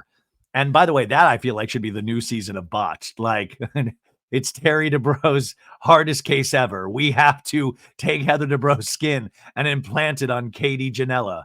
I know if anybody can do it, Botched star Terry Dubrow can. Now in the scene, Emily goes, well, here's the question. How many espresso martinis? And Heather's like, what level do I have to be at in order, I'm going to say 3 to have the conversation we need to have with Katie. Give me a 3, a level 3. And Emily goes, she's in trouble. So both of these ladies have to have this intense conversation with Katie. And as I've said all season, it only matters what kind of the audience sees, because what they are speaking about, we really haven't seen. And when, Katie talks about it, it seems very normal. And when they talk about it, it seems insane. So the audience is left kind of wondering, like, what exactly is going on here? And why is Heather at a threat level midnight on this whole thing? Anyways, Jenna Padronte's dad's there. Bob introducing himself to everybody. We see Ryan Boyajian's friend Matt, and he's the guy that is up on charges for the Shohei Ohtani stuff with the FBI. So he's there shaking hands, kissing babies. We see Tamara get out in a light purple outfit. She comes in and hugs Alexis. Alexis gives a big bear hug to Eddie. Goes, oh, this feels good. Yeah. And she's like, it's been a while. And Eddie's like, I know. It's been forever. Joe De La Rosa squeals when she sees Tamara. And then Emily comes out. Where's Joe? Already. I mean, Emily's already had champagne. And now I don't know which espresso martini number this is for, but she's already feeling loose. You can tell. And Emily says, I'm sorry. I'm trashed already. And everybody's just saying, I love this dress. And Katie tells Tamara, you look gorgeous. Things are weird between you and Jen, Tamara, but I'm happy you're here. And Tamara says, well, Shannon made it weird. remember, it's not Tamara that made it, it's Shannon. It's Shannon's fault. And now we see Vicky and Shannon come out of their SUV. Shannon is not that wrinkled, so maybe lying like a board the entire SUV ride did wonders for her. Anyways, Shannon's complaining on the way in. Damn it, my neck is a little bit tweaked now. And then Vicky comes in and goes, Joe Della Rosa. Joe's like, Vicky. And so they're doing the hug. Oh my God, I love you. Welcome to the party. And then Emily goes, oh, Queen Victoria. Woo. And Gina goes, oh my God, Emily's had a little too much. Woo. And Emily's going, I love Queen Victoria. I love you, Queen Victoria. And then Shannon's like, how about the Duchess of Corona del Mar? And Emily's like, no, I love the Duchess. I love all royalty. And then Vicky says hi to Katie. Hi, Katie. How are you? They hug. And then Tamara says, I guess Vicky's not talking to me. I guess not. And Emily's like, oh, she's not? She didn't say hi? And so there's just a bunch of ladies not talking to other ladies. So that is just classic Housewives. So now we finally have our magical couple, Jen Pedranti and Ryan, walking in. Jen is in this really tacky, bright pink, like kind of big old skirt. She's got like a white top on, and Ryan Boyajian, he has like this really kind of dark, like a dark checkered purple. You could tell it's a fitted shirt from his tailor. And they walk in, everybody's cheering for them. It's all love. They see the Malibu rum little decoration stand. They're very excited about that. And they say it's a very Barbie wedding because she does look very Barbie. And Jen Pedranti's parents are there. So Jen's surprised by them. Like, oh, wow. So it's a lot of I love you. Hi, hi, hi, hi, hi. She says it's almost like a surreal experience that I'm at my own engagement party. If you would have told this girl 3.5 years ago, this is where you're going to be, I would have said, no way, not a chance. I can't tell you how grateful I am for the partnership that I have with Ryan. It's like pinch me. And you do wonder when these talking heads were filmed. And remember with the talking heads that they are filmed way after the season wrapped. And they film them not all at once. They film them like, throughout a couple of months. So I'm assuming that this is even after those charges and all the FBI stuff did happen. So no matter what anybody wants to think, Ryan and Jen, and we saw them on Watch What Happens Live on Thursday night, they are in a fine place, right? So it's more of the hi, you look beautiful, hi. And Jen's like, Joe. And then Ryan Boyajian says, Joe? And I'm like, wait a sec. Please don't tell me Ryan and Joe dated. And Ryan's like, how long has it been? How are you? And Joe says, I used to work for Ryan. And Vicky's like, what? She's like, yeah, this is my old boss. Yeah, at Countrywide Realty Group when I was 23.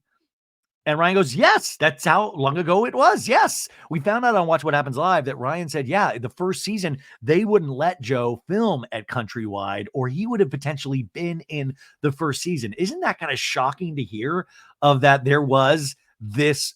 The OC is the smallest place ever. There's only 4 single men and they all hang out at the Quiet Woman. And I guess everybody at one point has worked in some sort of realty or financial business. So Jen says she wants to get a drink. She got to get her first Malibu diet in her, okay? But everybody's still kind of laughing and having a good time, even though nobody's getting along at the same time. Now, Tamara says to Gina, I've actually stopped drinking. And Gina's like, not for real, though. And she's like, no, yeah, I just made the decision that it's probably not best for me to drink, especially like that night at Katie's house. And we flash back to the night when she's yelling at Ryan and going, that's going after my own kid, you fucking bitch. And then we cut to her later in that night saying, such a little bitch. And then we do another cut from that same night going, such a little bitch. So a lot of such a little bitches. And that was footage we didn't see from that original night. Because I always am curious what they keep in the vault. What, like we only get to see like little pieces of any of these filming, and then they keep these certain sections to use in other flashbacks. I told you, as I get older, I'm really all for linear storytelling. Just give it to me all. I can keep it up here in my memory. Like I don't need I don't need 30 flashbacks per episode. That's just me. Anyways, Gina tells Tamara, "Yeah, no, I understand that." Jen comes up to Vicky and Shannon, who are kind of tucked away, and she's like, "Why are we tucked away? Are we avoiding together?" And she goes, "No, I just haven't seen most of the people since I walked out and flew home by myself." And Jen says, "Where are you and Tamara? Have you talked to her at all?" And Shannon goes, "No." And Jen tells Vicky, "I'm done with it, Vicky. I am literally like done with it." And then we come back to Gina and goes, "Well, Tamara, I'll be honest. Your fight with Shannon now is fucking up your relationship with Jen. Now it's bringing in shit about me, you know? And that could fuck things in my life up. I just feel like we were collateral damage in that fight." In a talking head, Gina goes, "Tamara honestly is just the type of person that it's not good enough for her to burn down the bridge. She's going to burn down the entire fucking town. It's like I'm going to annihilate you for all of your behaviors, but let's never talk at mine. It's like a narcissistic type of behavior." This is why Gina has gotten the top ranking in my power rankings. That kind of clarity, that kind of reliable narrator. I truly think Gina, killer season. Tamara takes this in and says, "I understand that, and I apologize for that. I'm sorry for bringing that up." And she hugs Gina, and Gina's like, "Thank you. Yeah." And then we go back to Jen and goes, "Okay, so you guys are staying in here?" And then Vicky's like, "Wait, is there food?" And Jen's like, "I don't know." And then Shannon goes, "Leave it to Alexis to throw a cheap party with no food." Yeah, Alexis should have sued Shannon for some food money, you know? But Jen's like, "Do you want to go mingle with me?" And they're like, "No, we're happy here. We're happy here." And so Jen walks away. Outside, Emily kisses Shane, Heather kisses Terry, Tamara's inside, so Eddie's not kissable. But Heather gives Eddie a little kiss, and then Emily goes, "Oh, wait, you kissed Eddie too? I'll kiss Eddie too." And then Terry's like, "No tongues, no tongues, no tongues." And then Heather's spilling her espresso martini on herself. It's just a mess. And then Terry says, "You've had 3, honey. You're cut off." So Terry says Heather Dubrow has had 3. If Heather's had 3, that means Emily's had 4. So we're getting amped. And Emily goes, "Don't worry, Terry. It'll be fine. It'll be fine." And then all the guys are kind of left to talk to themselves. Now, I know this isn't a show about the men, and I'm definitely not wanting that, but I do sometimes want the audio of their mics when the lady, like, what are they talking? Are they talking sports? Are they talking about how silly this is? Are they talking about, "Oh God, thank God we're at the end of the season. It's just tearing these ladies apart." What are they talking about? Anyways, Ryan is telling his friends that he got his suit on Amazon, so all right, Jeff Bezos, and his tailor took it in. Jen is telling Ryan's friends, "Oh, you got to meet my mom." And Ryan says, "You want to know what's amazing? How did I meet you? You remember who introduced us? Joe." And he's talking to his friend Matt, the one that's up on charges. And she's like, "Joe." And then Matt goes, "Well, she didn't even recognize me. This is not Katie's husband, Matt. It's Ryan's friend, Matt." "Well, Joe didn't recognize me." And she goes, "I don't even know if Ryan's going to remember me." And then we flash back to Ryan talking about his friend Matt at Katie's dinner party to Emily after Tamara stormed out. And Ryan says, "Yeah, Matt's one of my closest friends. I go with him to Vegas often." And Emily goes, "Why did the FBI raid him?" And Ryan said, "Well, Matt has a bookie business." And Emily goes, "So you would just go with them?" And he's like, "Yeah, yeah." And I was like, "Oh, okay, okay." And then we hear Matt on a hot mic talk to his friends, says, "Oh, Ryan, that's my money launderer." I mean, dude, the FBI's watching this going, "We got him. We got more. We got more." But Ryan's laughing at this. Okay, so now Emily and Heather are talking to Katie. And Alexis is there too. And Emily's like, "We got to talk about something." And Katie's like, "Okay, let's talk. Let's talk." Okay, when Kylie came and stayed with my children, she did an amazing job. And Katie goes, "Good, good." Then when Kylie left, my boys looked at me and they were like, "Mom, is Heather mean? Kylie told us that Heather's mean, right?" And Katie has this Zoinks face like, "Zoinks, what?" And Heather's right there going, "Yeah, yeah." And Katie goes, "Okay." And Katie's very calm. "Okay, can I tell you what she told me?" Emily goes, you can tell me. And we flash back to that scene with Kylie, Sophia, Tamara's daughter, and Tamara and Katie. And Kylie goes, okay, so I went over and I babysat and I was like, oh, my mom is friends with your mom. Have you met a lot of your mom's friends? And they're like, yeah, but we don't really like Heather. She's mean to our mom. I do want to point out the common denominator is Tamara too. Is that like, if they had planned all of this stuff, then they planned it knowing that Tamara would go out and tell Heather and Emily. It just doesn't, it's just all, it's hinky, as Heather Dubrow would say. So Emily says in this scene, she goes, okay, let's take that back. My boys are 9 and they have no idea who Heather is. Now Heather's pissed off about that. How dare they not know who Heather Dubrow is? Are you kidding me? I have been working in this industry forever. So Emily says, first of all, my kids didn't say that, she says in a talking head. It's only information that they're repeating because they heard it from Kylie. And then in Kylie's talking head with her mom, she says, why would I make that up? And Kylie's like, Katie's like, you wouldn't. And Kylie's like, I thought it was so funny. And I was like, I think she's kind of mean to my mom too. So, and Katie goes, boop. And then Kylie goes, we bonded.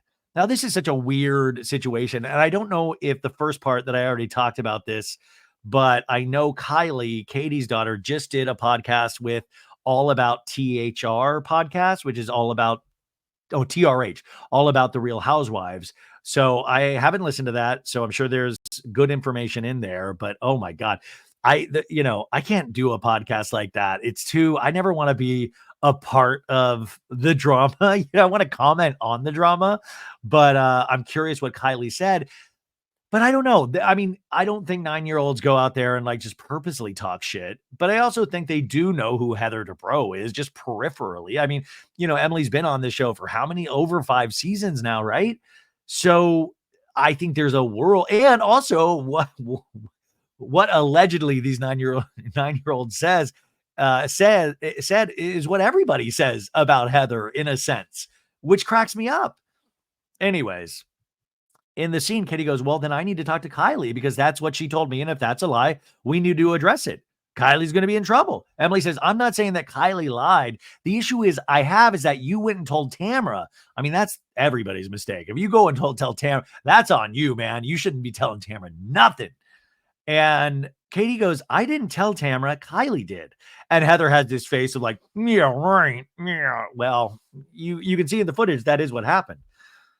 In a talking head, Katie says, I do think that because Kylie's a little bit older, we're able to talk about adult things more than I would Bandon, who's 6 years old. That's her son. And then we flash back to Bandon, Matt, and Katie having dinner. And Matt's like, how was your day?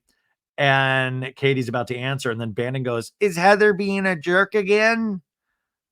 Again? For the millionth time? I mean, this little kid's like that kid in Jerry Maguire. Like, yeah, Jerry, did you know the human head weighs 8 pounds? I don't know. So I will say with scenes like that, it's like a little too on the nose where I'm like, we didn't see any of the rest of that scene all season. So you're telling me the camera crew got there and then they just happened to film like, oh, we're just going to film you guys eating dinner. And then this precious little kid out of nowhere says, was Heather being mean to you again? But Bandon, 6 years old, knows who Heather is, but I don't know. What do you guys make of this? Like, I also feel like, I don't feel like it's completely staged by production, but there seems to be, it's too like, oh, how fascinating that we have this to throw in right here when we're talking about, from the mouths of babes, In this scene, though, Katie says, it was like a mother-daughter moment. We were giggling about it. It wasn't like, and Heather goes, giggling about the fact that I'm mean? I mean, it is kind of funny, Heather. I mean, you have to like have a little humor with yourself. Yeah, you're a little mean. And Katie goes, yeah. And Heather goes, you know what, Katie? I'm done. And then Heather like walks away. Katie's like, okay, be done. And then Heather comes back and goes, I am done with all your lies. Now Tamara has come into the scene. And Heather goes, and all you're coming after me and all your nonsense. And Katie's like, I'm coming after you? Okay. And Emma's like, but do you understand, first of all? And then Katie's laughing. And Heather goes, yeah, you laugh? And Katie goes, I laugh when people are being ridiculous. And Heather goes, why do you think that's so funny? And Emily keeps trying to talk through this whole thing, but they're just talking over her. And Katie's like, because you're always putting your nails in my face, Heather, and shutting me up, and I'm over it. And Heather goes, because you're boring and you lie. Now, that boring is typical Heather Dubrow kind of being nasty fashion. And that's why people make fun of Heather for that, because you're boring and you lie. That's a housewife, right? So kudos to Heather, but this is exactly why some people say that stuff about Heather. And Katie goes, I'm not lying about you. You lied and you swore on your kids and you lied, Heather. And Heather goes, that is bullshit. How dare you? Oh, you're so evil. Oh, I know. You're so badass. And Katie just doesn't look like she's pressed at all. And Heather is like full bore ahead of like just, oh, yeah, I've never seen evil incarnate. I'm staring at the face of Satan. We need an exorcism right now. It's just, I don't understand. Like, Heather has such power that I don't understand her being this invested in this. Like, wouldn't you just laugh off 2 9-year-olds saying anything? Like, I mean, I guess there's a paranoia that people are talking behind your back, but I would assume there's paranoia all over the place in these housewives because that's the show. It's called The Real Housewives of Talking Behind Ladies' Backs. That's what we see day in, day out, episode after episode. So Emily keeps trying to talk and like, do you understand the implication is that when you brought that up, that I was a bad parent? And Katie's like, I'm sorry, Emily. Do you understand how it jeopardizes my relationship with Heather, who is my good friend? I like she's saying this in front of Heather. Heather, see, never say anything bad, especially not in front of kids. And Kitty goes, yeah, I'm sorry. I should have called you about it. And from now on, that will happen. And Emma's like, thank you. I appreciate it. I appreciate it. And then Heather looks at Emily, from now on. In a talking head, Heather goes, I have no idea what Katie's thought process is on all of this. And then we cut back to the scene and Emily says, is this yours? And then it's like her gloves. And she's like, oh, you took the gloves off. And Heather goes, I did. Heather in the talking head continues. And the fact that Katie wanted this to be a conversation in our group is just so distasteful to me. It's beyond me. But how does she want it to be a conversation in the group? Kylie first off said it, and then everybody else ran with it. It's just like the paparazzi stuff. Katie brought it up once or twice, and then everybody ran with it. So if Katie is this master manipulator, mastermind, she's doing a pretty damn good job at it because I don't see her fingerprints in a lot of this. Now, you could completely disagree with me, but Katie has kept it calm, cool, and collected the whole time, where we're seeing, Heather spin around like a whirling dervish, right? Anyways, Katie's in there talking to Joe and Alexis, and they're like, you good? And she's like, well, now me and my daughter need to have a talk now because Emily said it's the opposite. And Alexis says, I don't think your daughter's going to be lying. I think there's something else going on.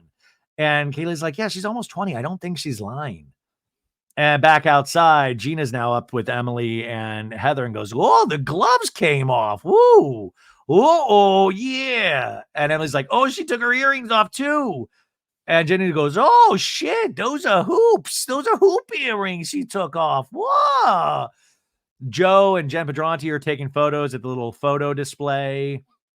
Jen's taking a picture with her mom and her dad. And then Emily goes, Jen. She's screaming. And Heather goes, you can just talk to her. She's right there. Don't scream. And it's super weird. Now, at this point, they're telling Tamara to go talk to Jen. And so Tamara walks up to Jen and goes, you look beautiful. I am so super happy for you and a little bit bummed that we didn't get to talk the other day. So I could have thrown Shannon under the bus, but I understand. And Jen goes, I don't want to keep rehashing things. I think that's the problem. And Tamara goes, I know. I wanted you to understand, Jen, that there was more to that than what she showed you. I have all the texts. I wanted to show them to you so you understood better. And Shannon brought that up to get in between us. Our beautiful friendship that we've had. In a talking head, Tamara says, you know what, Jen? You should not be mad at me. You should be thanking me, and one day you will. In Jen's talking head, she says, Shannon could be all over that text thread. The difference is when Shannon apologizes, I believe her, and I believe Shannon will try to make a change. I don't believe that with you at all. Jen tells Tamara, we never even talked about Katie. You talk shit about Ryan. You tell the women shit. You ran out yelling FBI. And Tamara goes, by the way, a lot of the girls talk shit about Ryan, okay? Classic Tamara. It's not just me. I'm going to throw other women under the bus now too, okay? Tamara says, I understand that I went low at Katie's party and I apologize. I am sad because I thought we were doing good. I thought we were making headway. Jen goes, I just feel like with you, I talk through things and then things go right back. And that's why I'm uncomfortable within this friendship. And Shannon goes, I'm not here to fight with you. Tamara says, I'm not here to fight with you. So if you're going to raise your voice with me, by the way, Jen Padronti has not raised her voice at Tamara. Tamara goes, I don't want to do that to you right now. And then Jen goes, okay, then if you want to leave, leave. Because I don't know where I'm at with everything. Just very plainly matter of fact, saying how she feels. And Tamara's like, okay. And walks away. Now, God, to Tamara's credit, thank God she wasn't drinking, because this scene would have been explosive. And I can only imagine how dismayed the producers were that they're like, Tamara, you sure you don't want these martinis? Pretty good. And not a lot of alcohol, I swear. So Tamara actually just walks away instead of Tamara would have fully engaged. Jen says in a talking head, I am so tired of being sad about Tamara and I's friendship. And the truth of it is she's not a friend. Tamara needs a lot of work. Then we go to Vicky talking to Katie, and Vicky saying, I am not fighting with any of these bitches. I am not involved. And Katie's like, so you haven't talked to Tamara? And Vicky goes, no desire. I'm not going to change Tamara. She is who she is. It's classless. Her ego is bigger than the state of California. And then we hear outside, Heather's like, why don't we do a big group picture? And then Emily's like, where's Shannon? And they're like, did she leave? No. She's here. Shannon. Emily says, Shannon Beador. Emily's just screaming. And Shane goes, maybe you're annoying her, Emily, and she doesn't want to come. And Emily goes, it's fine. Shannon Beador. And Shannon's like, can you calm down? I'm coming. We're coming. And everybody's just saying, Shannon Beador, come on. And so we have this big group picture, including Alexis. It doesn't look like Vicky's in this picture. Emily goes, everyone say tacky. And they're like, tacky. Oh, Vicky should have been in this picture. Shannon's on the end on one side. Vicky's on the end on the other side. Emily comes over and kind of puts her arm around Shannon. And Shannon's like, hi, Emily.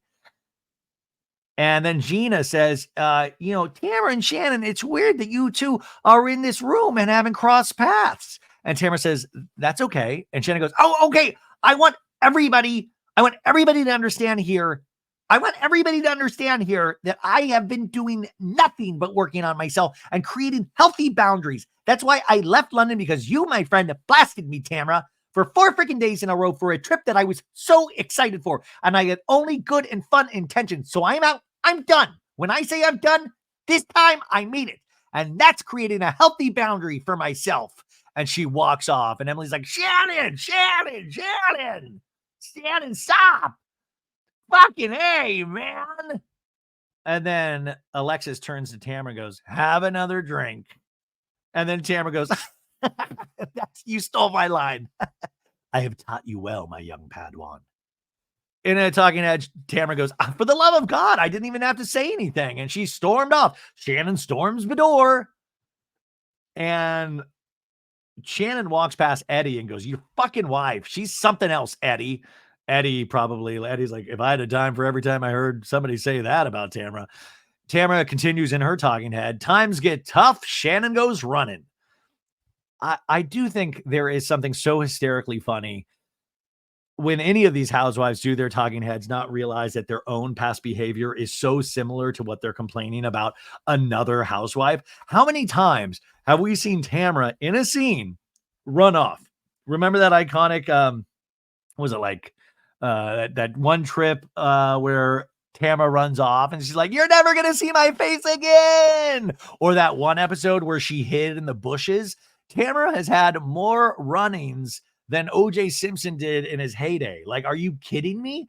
It's like the same playbook that they all use. So it's funny to make fun of somebody else for behavior that you do yourself. But yes, I do agree. Shannon does like to run off. This season, she says it's for her own like mental health and creating boundaries. And I do respect that. But we've seen Shannon do that in past seasons as well. And it's never about her mental health there. It's just that she's like, I'm feeling insane. Anyways, Emily outside goes, why does Shannon fucking do that? And Heather goes, she's done. She's done. And then we're in this like back area and we see Matt, Katie's husband, this poor Matt, he's by himself. And Shannon, I think, is looking for a producer. And she goes, I'm leaving. And Matt takes off his glasses. I like when Matt takes off his glasses, like, it's time to level with you. It's time to level with you. He goes, what happened, Shannon? And she goes, I used to say all the time, I'm done. And then I'd come back. When I say I'm done now, I mean it. I'm done. And Matt takes this in and he goes, then maybe it's time to walk away because I care about you and you've been kind to me.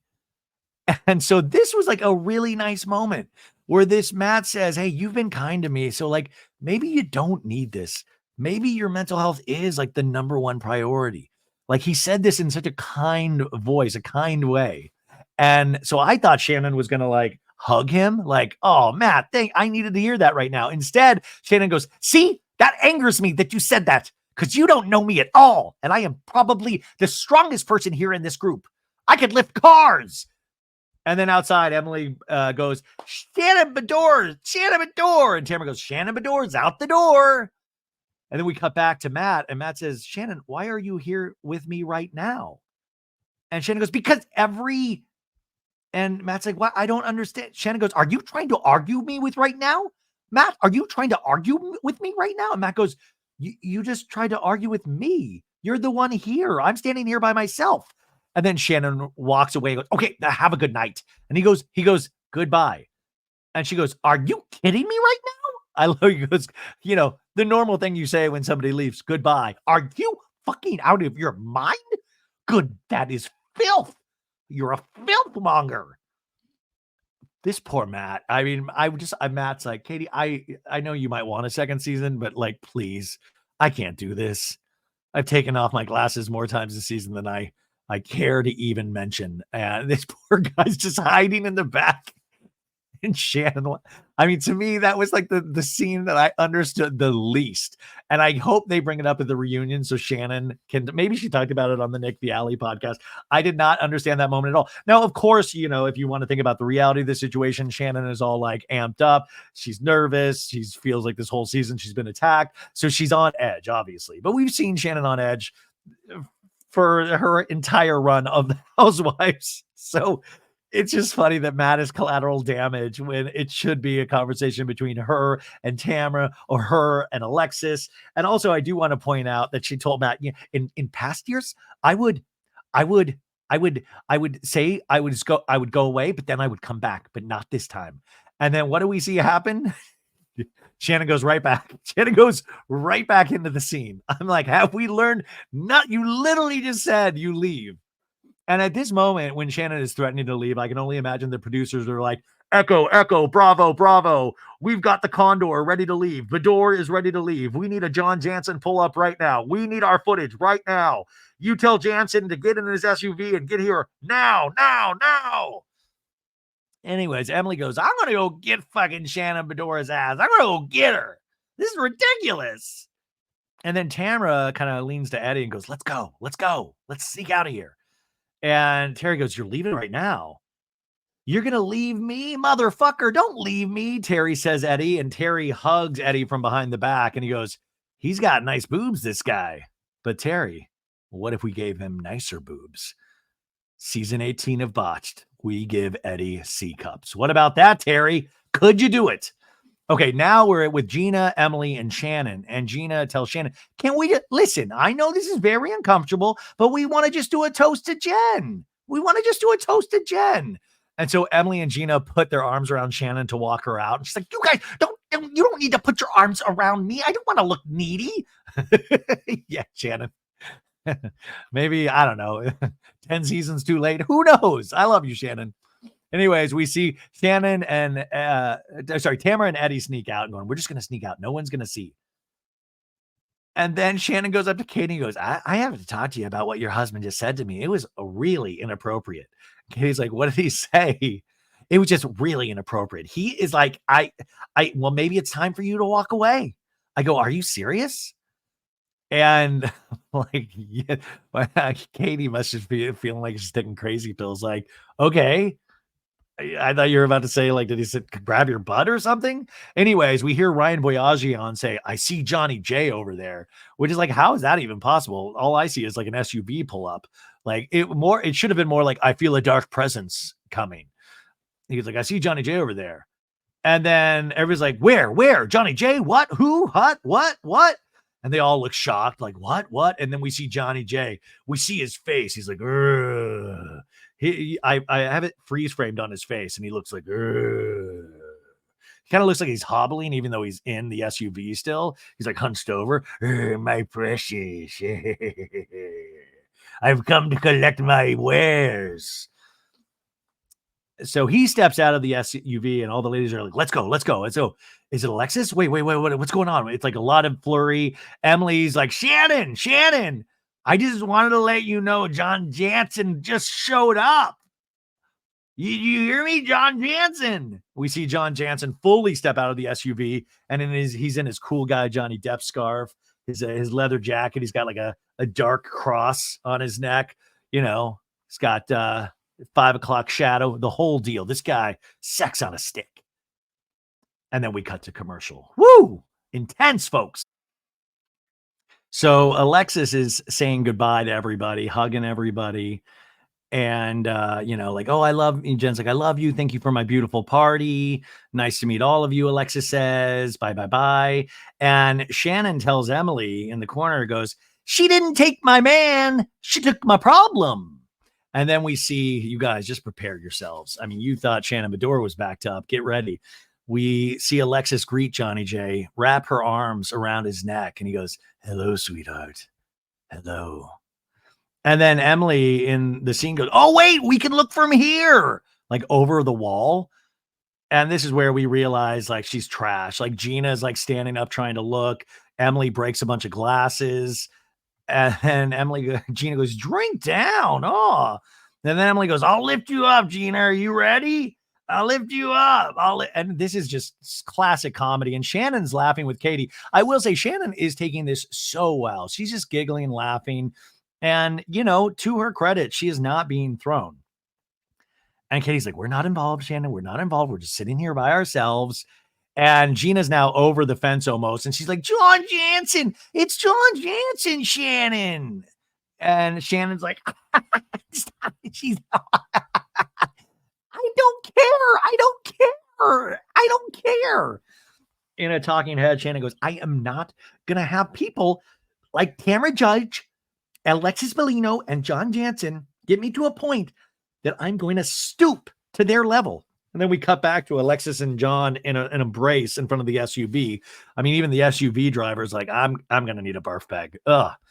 Shannon goes, I want to go to bed at night knowing that I'm doing the best I can. Oh, by the way, I fully see Gina's butt cheeks in this. Okay, so we flash to these Instagram kind of captions saying like what all of the ladies are doing, of like Shannon's like busy raising her daughters, and she started on the dating scene again. We remember she's on Love Hotel, but basically Shannon is doing okay, right? And then we cut back to Alexis goes, and now the fun begins. And John's like, okay, which probably means butt stuff. In a talking head with Johnny J and Alexis, John goes, Shannon, she absolutely creates a narrative. And Alexis is just shaking her head. Out of one side of her mouth, she was saying she's never loved anybody more. But at the same time, she was, she goes, and Alexis goes, harming you. Like, he's like, let me speak. No, at the same time, she was saying things that were untrue to people. And then we hear Gina and Emily scream, bye, Johnny J, bye. In the talking head, John goes, it's so unfortunate that I'm going to have to sue the pants off her. No, that he goes, that it's come to this. But I just want people not to believe lies about me. So Emily falls down again. And she's like, what the fuck, Emily? Emily had a lot of espresso martinis. We have Emily's Instagram ending pop up, and it says Shane finally went to the doctors. Everything's okay, but she took out an extra life insurance policy on him. The kids have a new babysitter, not Kylie, and that everything's good. And then we see Tamra and Eddie outside, and Tamra is like, I tried to talk to Jen. But nope, she just wants to be nasty to me. That was so not nasty. Anyways, Tamra's is like, her daughter's doing good. Her marriage is doing good. And she's still waiting for Jen's wedding invitation. And I will say Jen Pedronti on Watch What Happens Live said she would invite everybody, including Tamra, to her wedding, which is like, man, Jen, really? Anyways, now we see Heather talking to Terry, and Heather goes, she said to me, I swear on my children's lives, and you lied. And Terry goes, oh, whatever. I'm done with her, Terry. There's no coming back from that. And then we just see Heather's Instagram photos pop up and saying like, her son's great in real estate. Terry got his nose fixed, but he doesn't look like George Clooney. Katie then tells Max, says, I feel like I can always rely on that I'm telling the truth and some person is not. And then Katie says she's planning on seeing her mother in South Korea, but she has not been able to do that yet. And Heather will not be getting the souvenir when she does. And then Matt tells Katie, I'm proud of you, baby. And she's like, I love you. And then it's like, gather around, ladies. And Shannon is throwing this bouquet. She has 1, 2. And then out of nowhere, Alexis jumps out of the SUV and catches the bouquet, which signals a wedding season next season with Alexis and John. No, she's already gone. Gina catches the bouquet. And they're all screaming like, yay. And it was like, it's about time you got married, Gina. And Gina goes, Lord knows I'm never going to get there. Gina's Instagram says her and Travis are still living separately, but they share custody of their dogs. And Gina's optimistic for their future as he finalizes his divorce. Then we cut to Ryan say, thank you, family and friends, for supporting us and loving us this year that Ryan and I went through last year, Jen says, and all the shit that Ryan and I took. And people who doubted us. For the first time in my life, I have happiness that I've never had. It's the greatest gift I've ever been given. So I love you guys so much. Truly, thank you so much. Emily goes, we love you, Jen. We love you. And then it fades to black. And then it goes 3 weeks later. And we hear Emily's voiceover saying Ryan is being accused of laundering money. And we see a Us Weekly headline say Real Housewives of Orange County star Jennifer Pedronte's fiance Ryan Boyajian is connected to Shohei Ohtani's gambling scheme. And so it's Emily saying laundering money through casinos in Vegas. And we hear Gina go, what the fuck? And Tamara saying, this is huge. And then we see Jen on a couch with Ryan Boyajian. And Jen goes, it feels like this is a lot to me. And I thought it was for you too. And Ryan, by the way, he's in like a race car cutoff sleeve shirt of some sort, obviously tailored. And Ryan goes, Jen, life throws things at you that you cannot control. And that's why it's called life. I love you. And I'm so sorry that we're here. And Jen goes, everybody now wants to question me. It's going to be a fucking bloodbath for me. He goes, I don't give a shit. What your friend group wants to come and sit with me and say, what are your business dealings? Because I'm not a part of this bookie business. Tamara in her talking head says, Jen is an idiot if she's going to marry this guy after finding this out. Emily in her talking head says, Jen's irresponsible and makes dumb decisions and she's oblivious. She has to have some idea. And Gina says, it's got to be blinded by love. It's got to be no one's this dumb. Ryan says, I believe everything is in the Lord's plan and everything's working for us. And then we see a shot of their dog look directly at the camera going, is this what Archie Beador had to go through for 10 seasons? I didn't sign up for this shit. I got to go. I can't do this. Also, I love the Lord going, oh no, I'm brought up again. I want nothing. Literally, the Lord is like, the Real Housewives of Orange County is like it's my escape show. I can't do this. I'm trying to enjoy the show and I keep hearing my name get used. Anyways, Gina and Talking Head once again says, no one is this dumb. Welcome to the OC, bitch.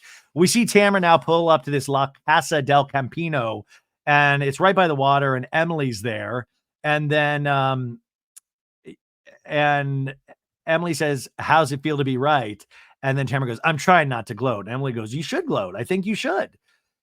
Tamara says in a talking head, my gut is never wrong. I knew that he was involved in something. I mean, didn't we all know, because you already knew that FBI thing? So we all were kind of aware he was involved in something, right? Anyways, Heather Dubrow shows up, like, how are you girls? Hello. And then fun Alexis shows up. Tamara says, I had no idea it was this bad. And Heather goes, what the actual fuck? And Alexis says, I'm short circuiting. I'm short wiring. You have been all season. Anyways, Heather goes, his friend Matt, I knew was a professional gambler. And Emily goes, he was a bookie. And then we go to Katie's house talking to Gina. And Katie goes, he was at the engagement party. And Gina was like, he was? And Katie goes, that is why my husband went to the back. I love that Matt went to escape the bookie and then got attacked by Shannon Beador instead. Katie says, yeah, my husband said at any point in the night, the feds could have come and raided the party. And then we hear a hot mic of Ryan's friend Matt saying, obviously it's all over the news. And somebody saying, you're involved with that? And then somebody saying, so will you go to jail? And he says, oh, the people I'm involved with, the people I'm friends with, I'm not going to rat them out. So that's kind of implying that I'm not going to rat Ryan out or any of the other friends that are potentially involved in this. But my God, it just seems like this hot mic moment really could be used against him, right? And that's when we see Matt say, hey, this is Ryan, my money launderer. And Ryan going, ha, ha, ha, ha. Gina says to Katie in the scene goes, if she stays with him, it'll ruin her life. Katie's like, yeah. Emily in her scene says, Ryan is dealing in something that was illegal. It's around $16 million into his account, and he didn't know where it came from. And Tamara's like, when are you going to believe me? And Emily says, it's a federal investigation. I was right about Brooks. Tamara says, I'm right about Ryan.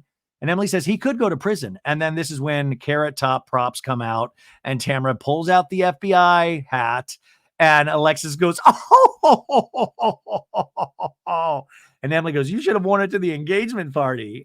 And they're all laughing. I don't know. Like the Alexis, like, like didn't Jesus or the Lord teach us like not to, I don't know. It just feels wrong, but it's very Housewives, right? Emily says, I would just say if she chooses to stay and get married to him, she's a dumbass. Okay, so then we cut from that and we have Jen Pedranti knocking on Katie's door.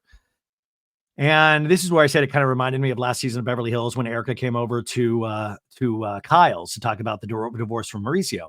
So Gina's still there. Jen hugs Gina and says, I'm happy you're here. And, are you okay?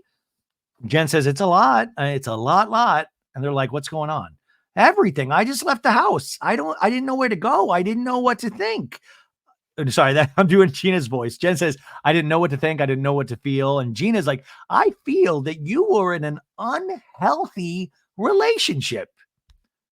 And Jen goes, but what part of him is not good for me? Everything that's happening right now, Jen. And Jen says, I was in a marriage for 23 years to a man who wouldn't have a fucking conversation with me in our own home if I begged for it. And now I have a man who feels like my best friend. I feel like I tell him everything. I feel like he tells me everything. Jen, you're placing yourself in the line of fire. All your concern should be right now is for yourself and your kids. And Jen just has hands crying. And Katie's like, I want you to be happy and peaceful and not worry about all this bullshit going on around you, Jen. And Jen's like, I don't know Jen goes, I don't know sometimes. I just fucked it all up. I literally fucked it all up, she says.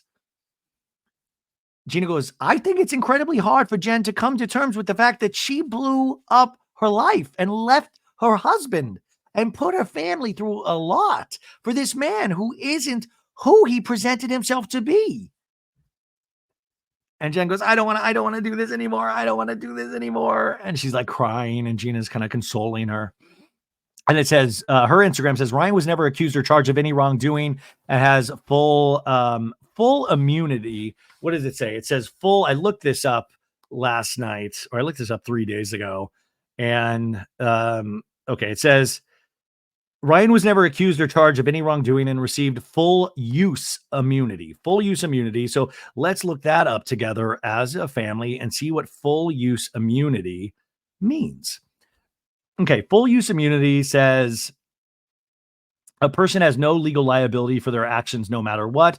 It provides a shield against any future charges based on any matter related to the testimony. It protects the witness from the use of their own testimony against them, but does not prevent the government from using other evidence obtained from independent sources. So how that reads to me is that Ryan, helped out the feds, and that he will have no liability. And Jen Pedranti said in Watch What Happens Live that there are no charges against Ryan. So we'll see if that holds true, and that's going to make for next season even more interesting. And that's why I said, I wish they had just picked up cameras for season 19 immediately. Like the time away, I feel like we're letting the air out of this pressure balloon that it's like, man, this is dramatic, right? But maybe it's good to have a little time away. But we see what it did to Vanderpump Rules. So, and then it says in the next Instagram post, it says Jen and Ryan's wedding is still planned for 2025. It also says his friend Matthew Boyer, who we were just talking about at the engagement party, pled guilty and faces up to 18 years in federal prison. So his buddy Matt is going to serve some time, right? But their wedding is still planned, and they said it's going to happen in the Bahamas. And now we go to next week on the Real Housewives of Orange County reunion. And now this is a very gripping reunion trailer. I was very excited. I'm very excited for this reunion. We got a 3-part reunion. I'm glad it's not 4. I think 3 is perfect, but let's go through that right now, and then we'll call it a day. So we see in the trailer all the hubbub of getting all the lights and the set all set up, the ladies on set, and everybody looks beautiful. And all of a sudden, Shannon says, I'm about to poop right now. Oh my God. Shannon has the chachis again. Thank God she's regular, though. Thank God she's not backed up. And I would say, just let her go to the bathroom. And Andy goes, are you in peril? Her whole life, Andy, her whole life. And then Emily goes, I'm glad you wore white, though. That worked out really well for you. Could you imagine Shannon having poopy stains all over her dress for the reunion? Oh, my God. And then we see Heather Dubrow, and a scene goes, I don't know what I have done to you, Katie. Like, intense. Did I run over your cat? And she goes, I don't have a cat. I don't know what I have done to you. And then we have Tamara to Shannon saying, I am sorry. I knew that you were still drinking. And Shannon goes, and I'm sorry, but is not an apology. And Tamara's like, but there's no but in there. And Andy's in the middle, just looking exhausted. I mean, like, I can only imagine going, like, how many more years do I have this in me? I want to watch the Grateful Dead play. And then a scene where Heather says, someone that could be awake at that blood alcohol level is someone that drinks a lot. Obviously, in regards to that picture that Shannon showed of her bloody face that night, right? And Shannon is like, what? And then we have a scene of Andy saying, Tamara, Ryan Boyajian recently served you with a cease and desist letter. And Tamara's like, yes. And then Jen saying, there is nothing coming Ryan's way. Nothing. And then Emily goes, you always do this Tammy Wynette thing where you got to stand by your man. And Jen says, I am not. And then Heather again to Katie going, falsely accusing people's kind of your thing. And everybody goes, ooh, even Tamara goes, ooh. And Katie tearing up going, that was horrible time. That was a horrible time. Because I think this is in regards to Katie's previous relationship where there was an accusation, I think, of domestic violence potentially. Well, I'm sure we'll find out more about that at the reunion, but that is a really low blow, Heather. Wow.